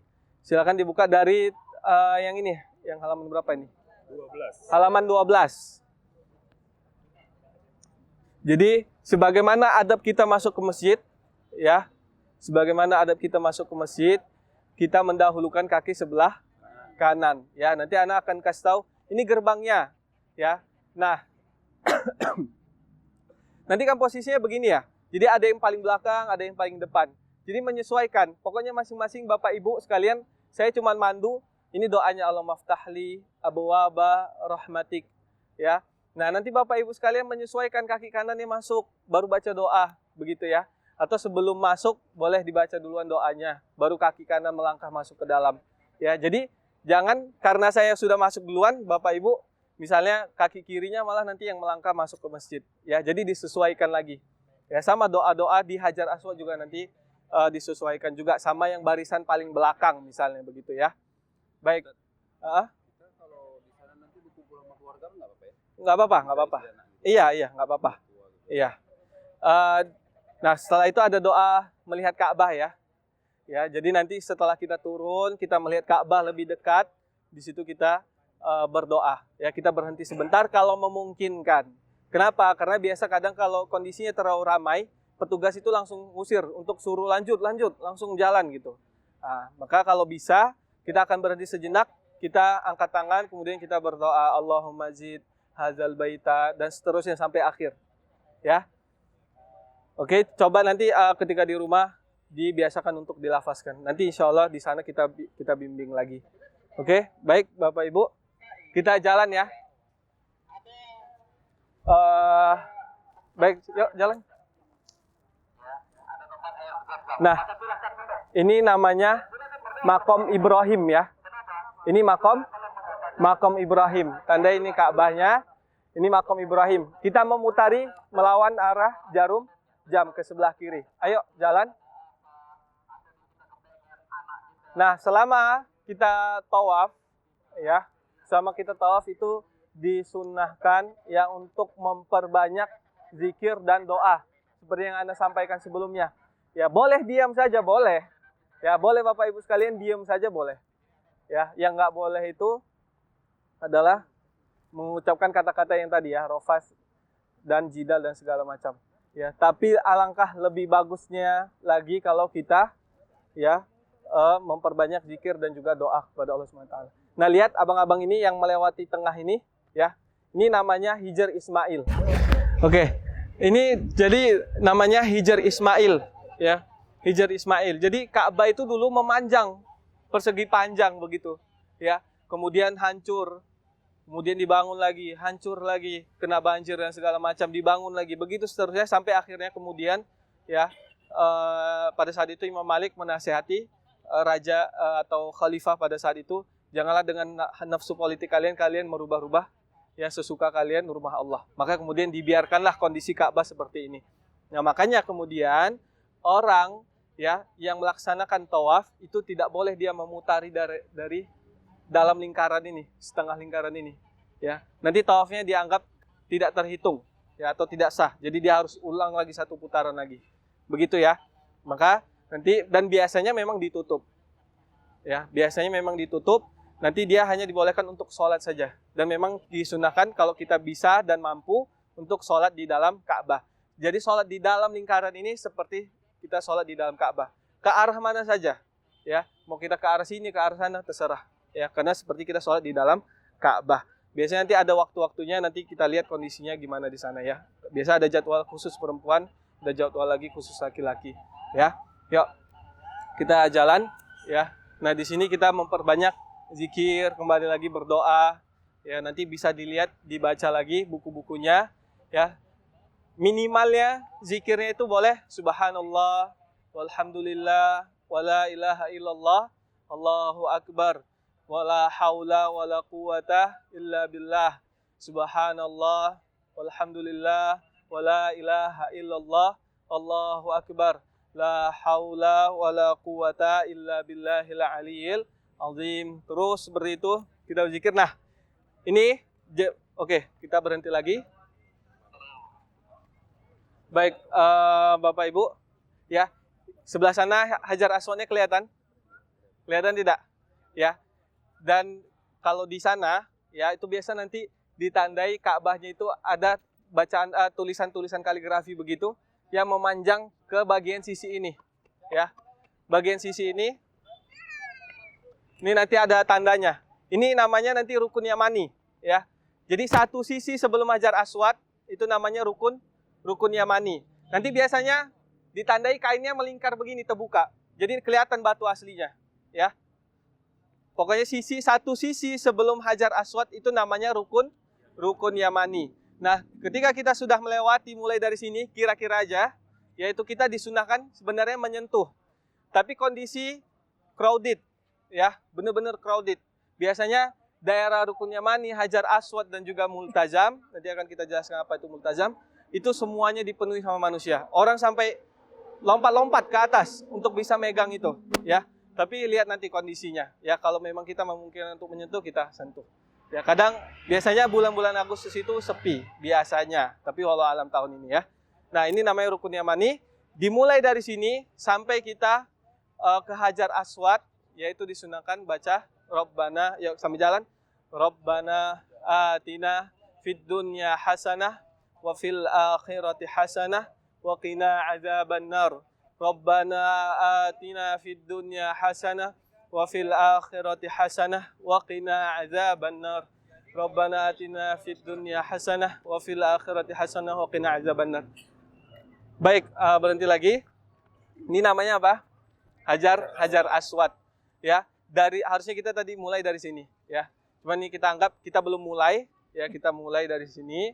Nah, Hajar Aswad ini Bapak Ibu, ya, ini batunya dari surga, ya. Kemudian diletakkan, ya. Jadi ketika itu kaum musyrikin berdebat siapa yang meletakkan Hajar Aswad ini ketika pada saat itu Ka'bah baru dibangun kembali setelah banjir begitu, ya. Nah, maka kemudian datanglah Nabi SAW yang pada saat itu Nabi belum diutus, ya. Nabi Muhammad belum diutus menjadi Nabi, ya. Beliau mendamaikan kaum musyrikin, ya, untuk kemudian mereka sama-sama meletakkan Hajar Aswad, ya. Dan dia menghitam karena dosanya, ya, manusia, ya, dosanya anak Adam, begitu, ya. Nah, disunahkan menciumnya ketika tawaf, tapi tidak disunahkan untuk memaksa menciumnya, ya, apalagi sampai menzalimi orang. Saya yakin pasti orang yang memaksakan untuk mencium Hajar Aswad, dia pasti menzalimi orang. Minimal ketika dia maksa untuk masuk begitu, ya, entah ke siku orang di sebelahnya, perempuan misalnya, ada yang sampai nauzubillah perempuannya sampai terlepas jilbabnya, ya. Bahkan sampai kemarin baru-baru ada yang meninggal. Kenapa? Udah tua, memaksakan masuk ke dalam, akhirnya jatuh, terinjak-injak. Ya, orang-orang yang berebut ke sana itu bukan kayak kita badannya, lebih kekar lagi, lebih besar, lebih tinggi. Orang-orang Rusia, ya, orang-orang benua Eropa sana, ya misalnya, yang mereka itu lebih besar posturnya. Belum lagi saudara-saudara kita dari India misalnya, yang mereka kadang terlalu berlebihan, ya, saking semangatnya begitu untuk mencium. Karena keutamaannya tidak ada. Sampai kemudian apa kata Umar? Kalaulah aku tidak melihat Nabi SAW menciummu, aku tidak akan menciummu, ya. Hanya karena kesunahan ketika kita melaksanakan umrah ataupun haji, ya. Jadi setiap tawaf itu idealnya kita mencium Hajar Aswad ketika melewati Hajar Aswad. Tapi karena tidak memungkinkan, maka kita cukup memberikan isyarat, ya. Ya, jadi sambil jalan, nanti yang di belakang itu menyesuaikan, ya, harus sejajar. Usahakan sejajar semaksimal mungkin untuk sejajar dengan Hajar Aswad. Kalau misalnya terlalu jauh, nanti biasa di sisi sebelah kanan, kalau di sana itu ada lampu hijau, ya. Jadi bisa lihat mana yang paling dekat. Dikira-kira, oh, udah sejajar. Bismillahirrahmanirrahim. Kenapa? Harus dilihat, karena nanti kita masih di rukun yamani, di pertengahan rukun yamani misalnya, itu orang sudah Bismillahirrahmanirrahim, Allahu Akbar. Itu salah, ya. Yang benar kita dekatin semaksimal mungkin, kita sejajarkan, baru kemudian Bismillahirrahmanirrahim, Allahu Akbar. Ya, setiap putaran begitu. Ya. Kita putarin sekali lagi sambil ya, Bismillahirrahmanirrahim, Allahu Akbar. Gak harus menghadap begini, ya. Cukup isyarat aja begini. Kayak kita manggil kawan gitu. Ya. Bismillahirrahmanirrahim, Allahu Akbar begitu, ya. Tangannya diangkat sedikit. Ya, nggak perlu sampai tinggi kali, biasa saja. Ya, Bismillahirrahmanirrahim, Allahu Akbar. Kemudian kita disunahkan berdoa. Nah, afwan, berhenti sebentar, ya. Jadi pintu Ka'bah ini kan harusnya di sini, ya, posisinya, dan besar begitu, ya. Nah, yang dinamakan multazam itu jarak antara Hajar Aswad ke pintu Ka'bah itu namanya multazam. Ya, dan di sana mustajab untuk berdoa. Ya. Jadi kalau misalnya memang tidak bisa, itu sama. Jontokan juga kalau mau ke multazam itu. Iya, misalnya ini Hajar Aswadnya Pak. Di sini ada pintu. Nah, jarak di antara Hajar Aswad sama pintu itu namanya multazam. Ya, di situ doa mustajab. Ya, tapi kembali lagi yang saya sampaikan ya, ketika kita umroh, ketika kita safar, sebenarnya doa kita sudah mustajab. Ya, hanya saja bagaimana keyakinan kita sama Allah Subhanahu wa taala, husnuzon kita. Ya, bahwasanya doa kita akan diijabah oleh Allah Subhanahu wa taala. Boleh kita kemudian mencari posisi misalnya kalau memungkinkan, biasa terutama untuk yang ibu-ibu yang bisa sholat 5 waktu di Masjidil Haram, usaha cari misalnya tempat yang sejajar dengan multazam, kemudian berdoa dari jauh begitu ya. Itu juga boleh. Ya, dan kembali lagi jangan memaksakan sampai kemudian menzolimi diri sendiri. Ya, jadi zolim itu nggak hanya ke orang lain, tapi juga bisa ke diri sendiri. Itu nggak boleh. Ya, jadi tadi setelah kita kemudian udah takbir, kita putar 7 putaran, kemudian disunahkan kita ini makom Ibrahimnya, belakang Bapak Ibu. Ya, kita disunahkan untuk sholat di belakangnya. Pokoknya di belakang daerah mana saja. Ya, biasa sudah dibatasin tempatnya. Ya, kalau memungkinkan, ya kita usahain tepat pas di belakangnya. Kalau tidak, kita cari tempat mana yang bisa kita untuk melaksanakan sholat sunnah setelah tawaf. Begitu ya. Yuk kita lanjut lagi jalan. Subhanallah walhamdulillah wala ilaha illallah. Allahu akbar. Subhanallah walhamdulillah wala ilaha illallah. Allahu akbar. La hawla wala quwwata illa billahil aliyyil azim. Subhanallah walhamdulillah wala ilaha illallah. Allahu akbar. Ini udah bisa selesai? Udah? Belum. Selesaikan lagi ya. Oke. Oke, lanjut lagi. Subhanallah walhamdulillah wala ilaha illallah. Allahu akbar. Subhanallah walhamdulillah wala ilaha illallah. Allahu akbar. Nah, dari sini Rabbana, dari sini saya ya. Saya kan paling depan nih. Nanti Bapak Ibu menyesuaikan lagi ya. Yuk maju terus, maju. Kalau udah melewati rukun yamani, silahkan dibaca doanya. Rabbana atina fid dunya hasanah wa fil akhirati hasanah wa qina adzabannar. Rabbana atina fid dunya hasanah wa fil akhirati hasanah wa qina adzabannar. Anggap nih kita putaran ke-7, kita enggak takbir lagi. Kita langsung mencari posisi sholat di belakang makom Ibrahim. Tadi doanya apa? Coba diputar di halaman berapa tuh tadi? Doa makom Ibrahim. Ada, itu. Setelah kita melewati Hajar Aswad, kita baca doa. Wattakhidhu min maqami Ibrahim musalla. Nah, setelah itu situasi udah nggak tenang. Kenapa? Udah gerasak-gerusuk karena raminya orang ya mencari posisi sholat. Ya, nanti kita cari di belakang. Nah, anggap setelah itu ya berhenti di sini. Yang bapak-bapaknya jangan lupa bahunya ditutup. Ya, bahunya ditutup lagi, ditutup bahunya. Ya. Nah, kemudian sholat sunnah dua rakaat. Apa aja boleh sholat sunnah tahajud. Ya. Pokoknya ini sunnah. Artinya kalau misalnya ada yang qadarullah wudunya batal, ya nggak apa-apa. Misalnya kebelet juga, misalnya lagi kan. Nanti kita usahain selesai sampai ke sa'inya. Ya, jadi ditahan dulu. Ya, nanti kalau misalnya ada tim kita, nanti kita usahain untuk bawa juga untuk ngambil wudhu lagi atau ke toilet begitu ya. Nah, setelah ditutup, yang laki-lakinya kemudian menghadap Ka'bah, ya. Kemudian sholat 2 rakaat. Rakaat pertama setelah Al-Fatihah disunahkan membaca Al-Kafirun. Kemudian yang kedua Al-Ikhlas. Ya, ini jangan lupa, ini banyak yang lupa juga ini kadang. Ya, usahain jangan lupa, itu sunnahnya begitu. Ya. Setelah itu ngapain? Setelah itu berdoa. Ya. Setelah selesai sholat, doa yang panjang yang udah disiapkan. Ya, mau menangis. Ya.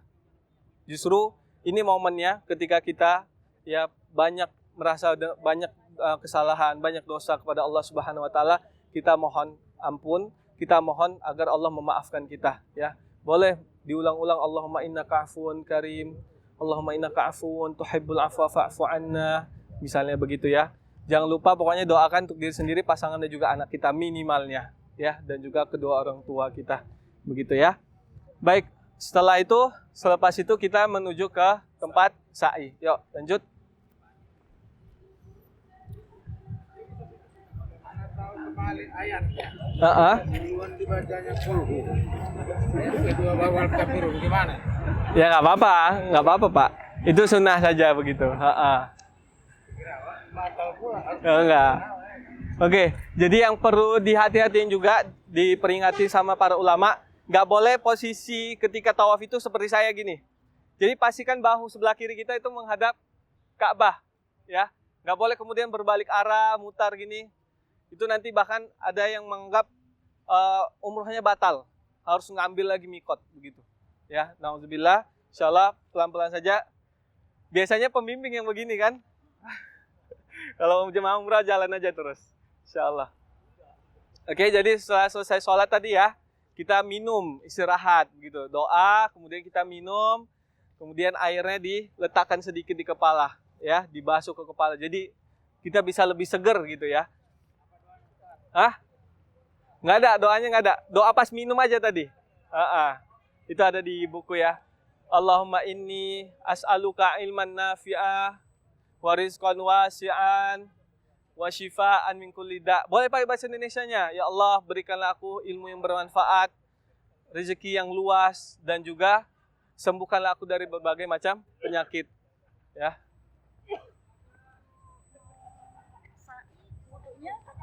Enggak. Kalau sudah sa'i, kita enggak diharuskan wudhu, ya.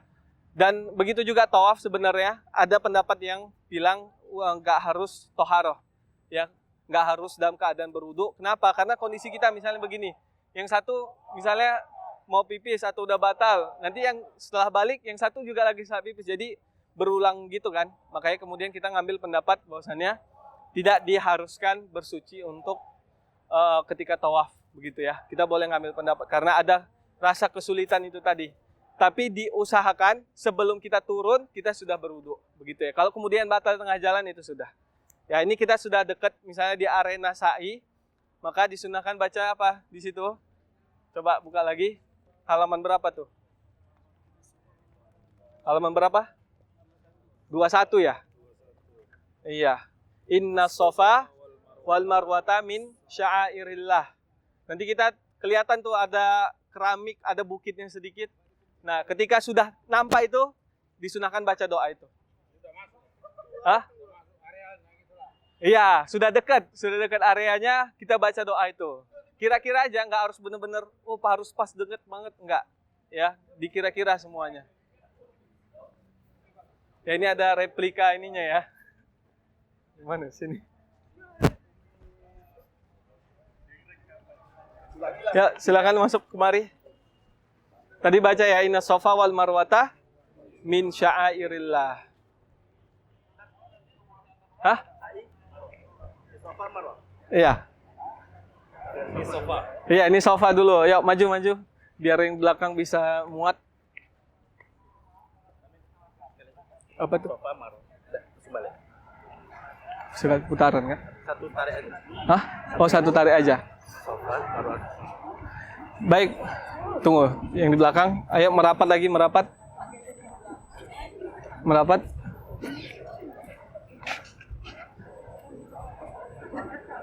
Oh ya.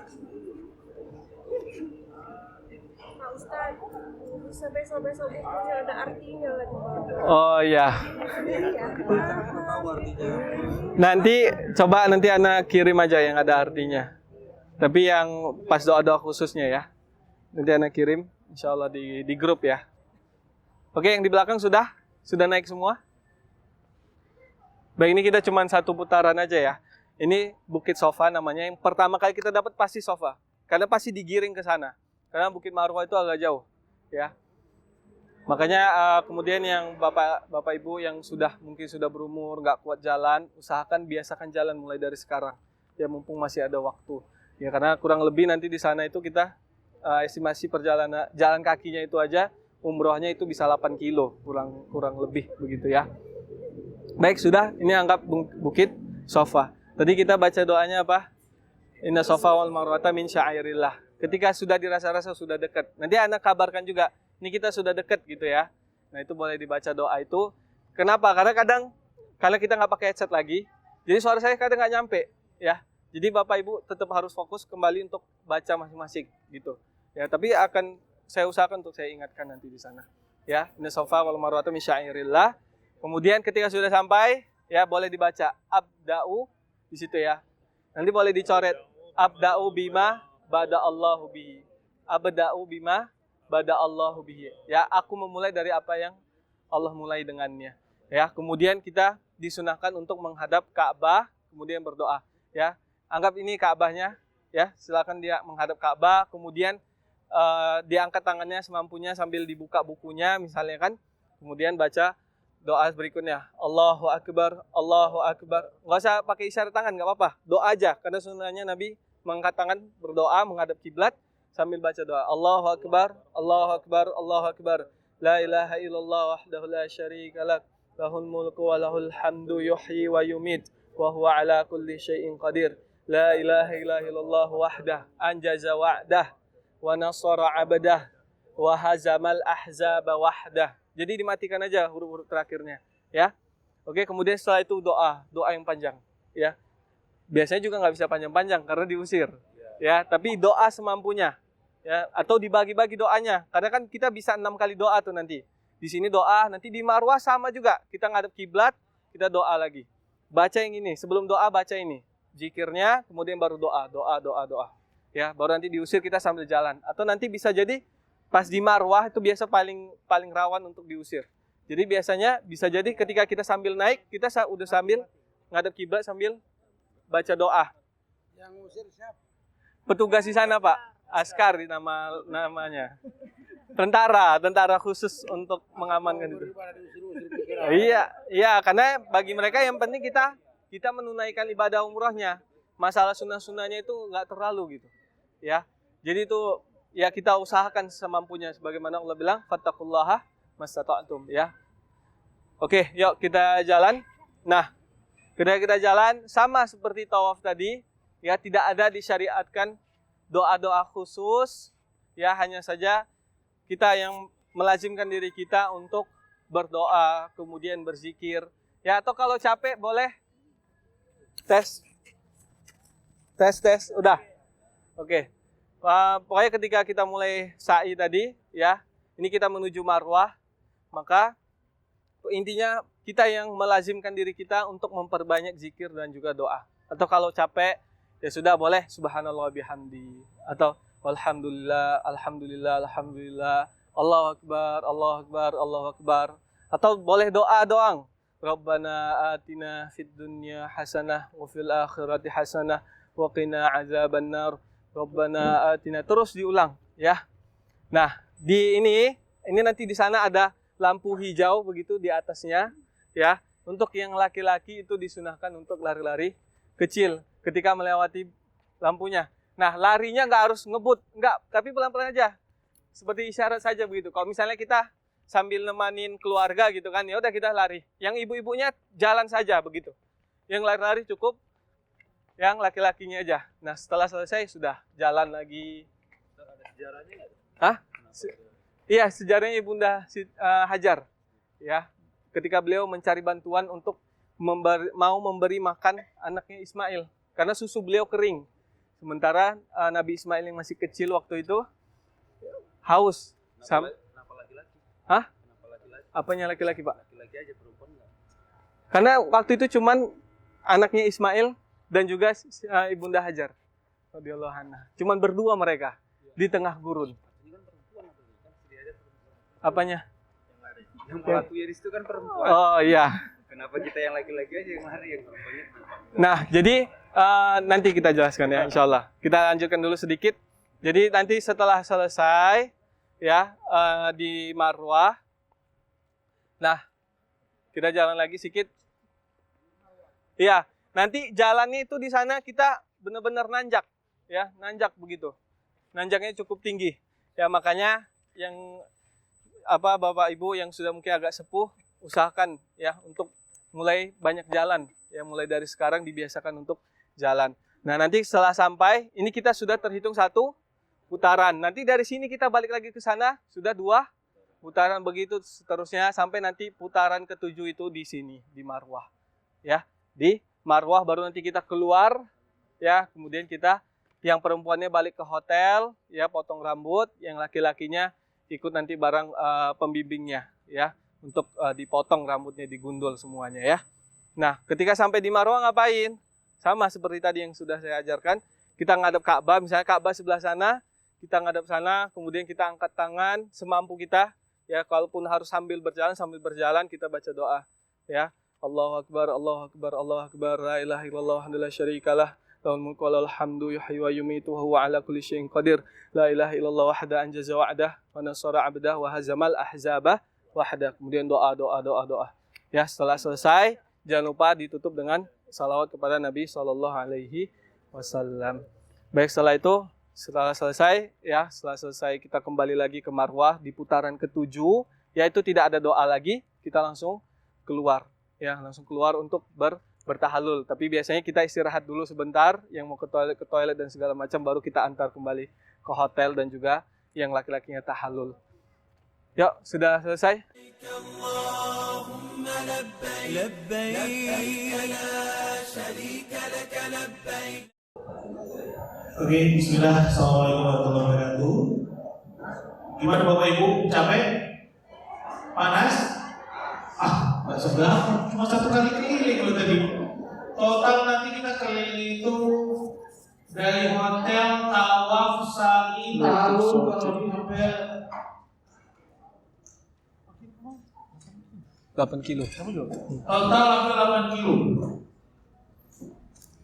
Seberapa ya, makanya itu kan Allah bilang yuk latihan jalan kaki minimal. Kalau dia dan sehari-hari kita itu nanti kalau bolak-balik masjid, 5 waktu, hotel, itu kalau lewat jam digital itu 20.000 langkah. 20.000 langkah, ya, jadi ya harus banyak jalan. Itu belum sama tawaf shopping, ya. Ibu, nanti kita jelaskan, ya. Sekarang kita buka dulu sesi tanya jawab. Bagi yang mau bertanya mengenai kaidah-kaidah syar'i tadi mungkin yang dilakukan, silakan boleh angkat tangan, boleh mic-nya disiapkan Bang Fali. Ya, tim piknik, tolong mic-nya. Fali, silakan. Siapa yang tanya apa ini, Fali? Ibu ini dulu tadi. Ini belum, nanti dari laki-laki dulu, nanti kita perempuannya. Silakan, Bang. Ingat yang pertanyaannya seputar syariat, ya, tata cara ibadah tadi, ya, bukan teknis kepergian dan lain-lain. Itu nanti sama anak. Silakan, Bang. Tadi kan ada yang bertanya tentang parfum, ya, parfum. Kan ada di sini tentang lelaki disarankan memakai wangian. Kalau terkait yang tadi itu pakai ihram, minimal deodoran tidak diperbolehkan, seperti apa? Kemudian terkait ada pinggang mungkin, ya, pakaian ihram tadi, karena masih sebagian dari di forum, seperti apa? Terima kasih. Langsung. Tes. Bismillahirrahmanirrahim. Alhamdulillahirabbil alamin wassalatu wassalamu ala nabiyyina Muhammadin wa ala alihi wa sahbihi ajma'in. Amma ba'd. Jadi yang pertama tentang memakai parfum, ya. Jadi memang disunahkan, ya, seperti yang Anda sampaikan sebelumnya, sebelum memakai pakaian ihram itu memakai parfum di badan, ya, tidak di bajunya atau tidak di pakaian ihramnya, ya, hanya di badannya saja, di kulit, ya. Jadi boleh pakai parfum, boleh. Sebelum kita berniat labbaika umratan, itu kita masih boleh memakai parfum, ya. Khusus untuk biasanya ada parfum oil begitu, ya. Nah, itu kan lebih enak untuk dipakai ke badan. Nah, itu boleh kita pakai tapi di badan, ya. Itu terkait memakai parfum. Adapun setelah berniat itu tidak boleh, ya. Setelah berniat mau di badan mau di baju itu tidak boleh sama sekali, ya. Yang boleh itu hanya sebelum. Jadi sebelum kita pakai pakaian ihram itu sebagaimana kita bersiap sebelum melaksanakan sholat Jumat untuk yang laki-lakinya ya. Misalnya potong kuku, mencukur bulu misalnya seperti kumis ya, kemudian mencabut bulu ketiak ya, dan mohon maaf misalnya mencukur bulu kemaluan dan sebagainya macamnya ya. Kemudian mandi sunnah begitu. Kemudian memakai wewangian ya, memakai siwak itu boleh ya. Tapi khusus parfum setelah kita berniat memakai ihram itu sudah tidak boleh lagi ya. Dan misalnya juga kayak krim ataupun deodoran ya. Deodoran yang tidak ada parfumnya itu seperti batu tawas begitu ya. Atau yang enggak ada parfumnya lah, itu boleh dipakai.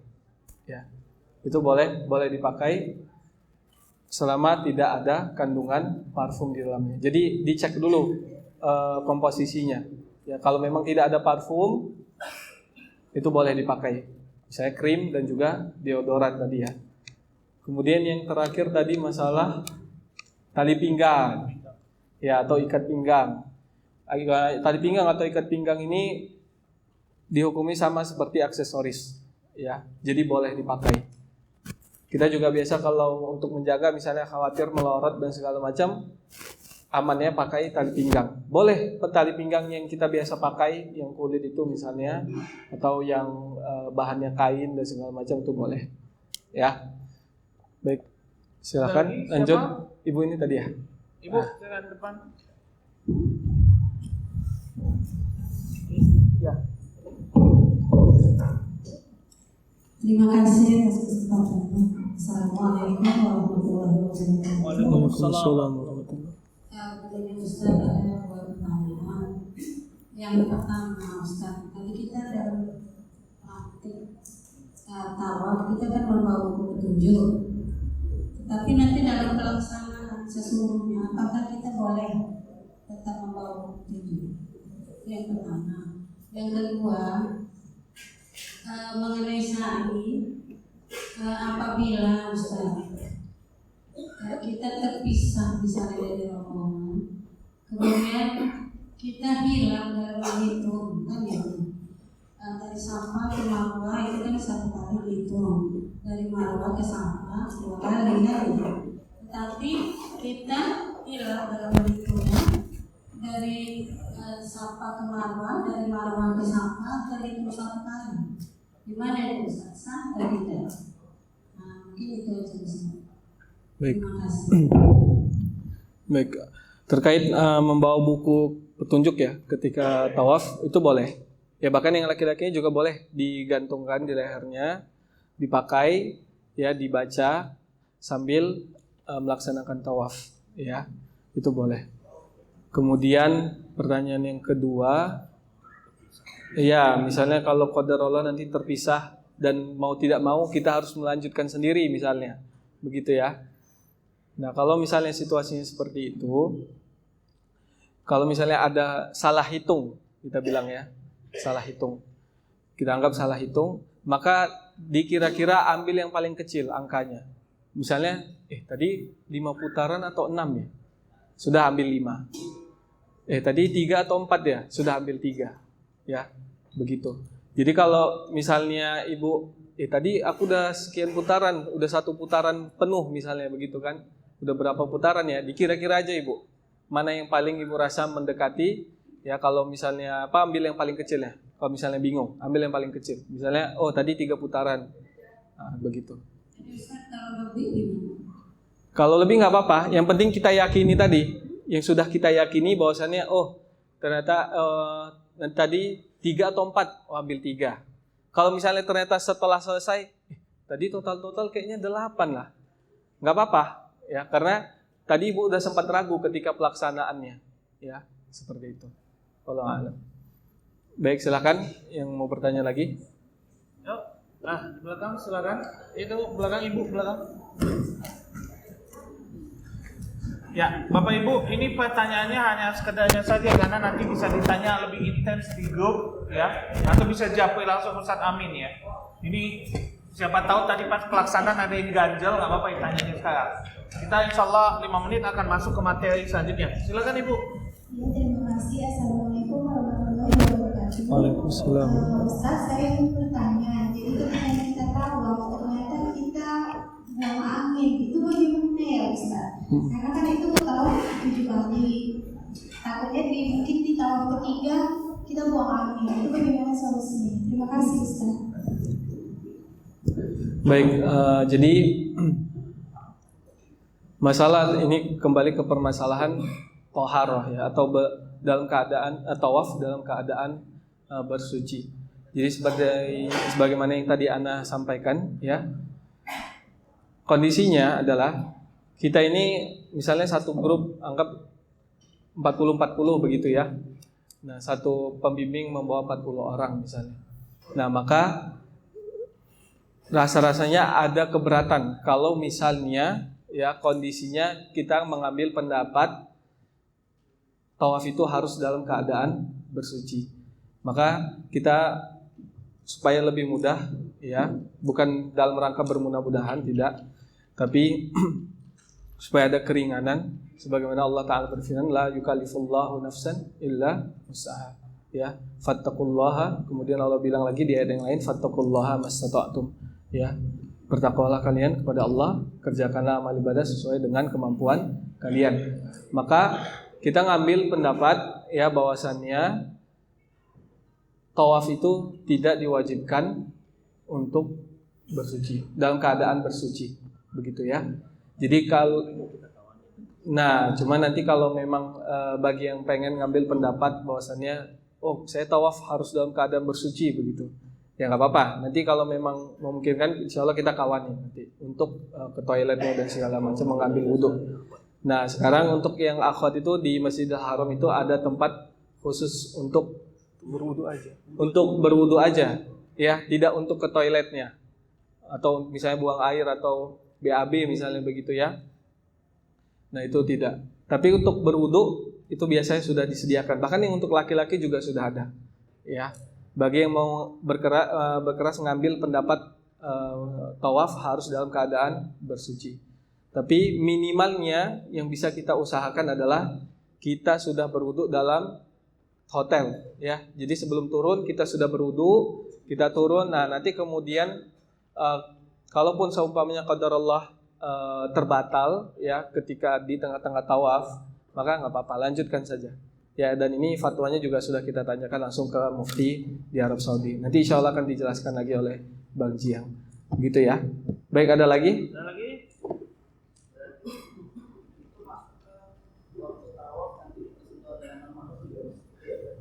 Iya. Itu nggak apa-apa. Ya. Ada lagi Bapak Ibu? Ya, ada.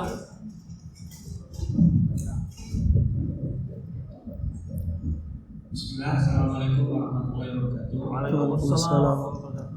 Izin Ustaz, jika kita sudah melakukan ibadah umroh, sudah selesai proses ibadah umrohnya, dalam ibadah umroh itu kita sudah melakukan sekali. Apakah selanjutnya kita boleh membatalkan orang umroh tersebut?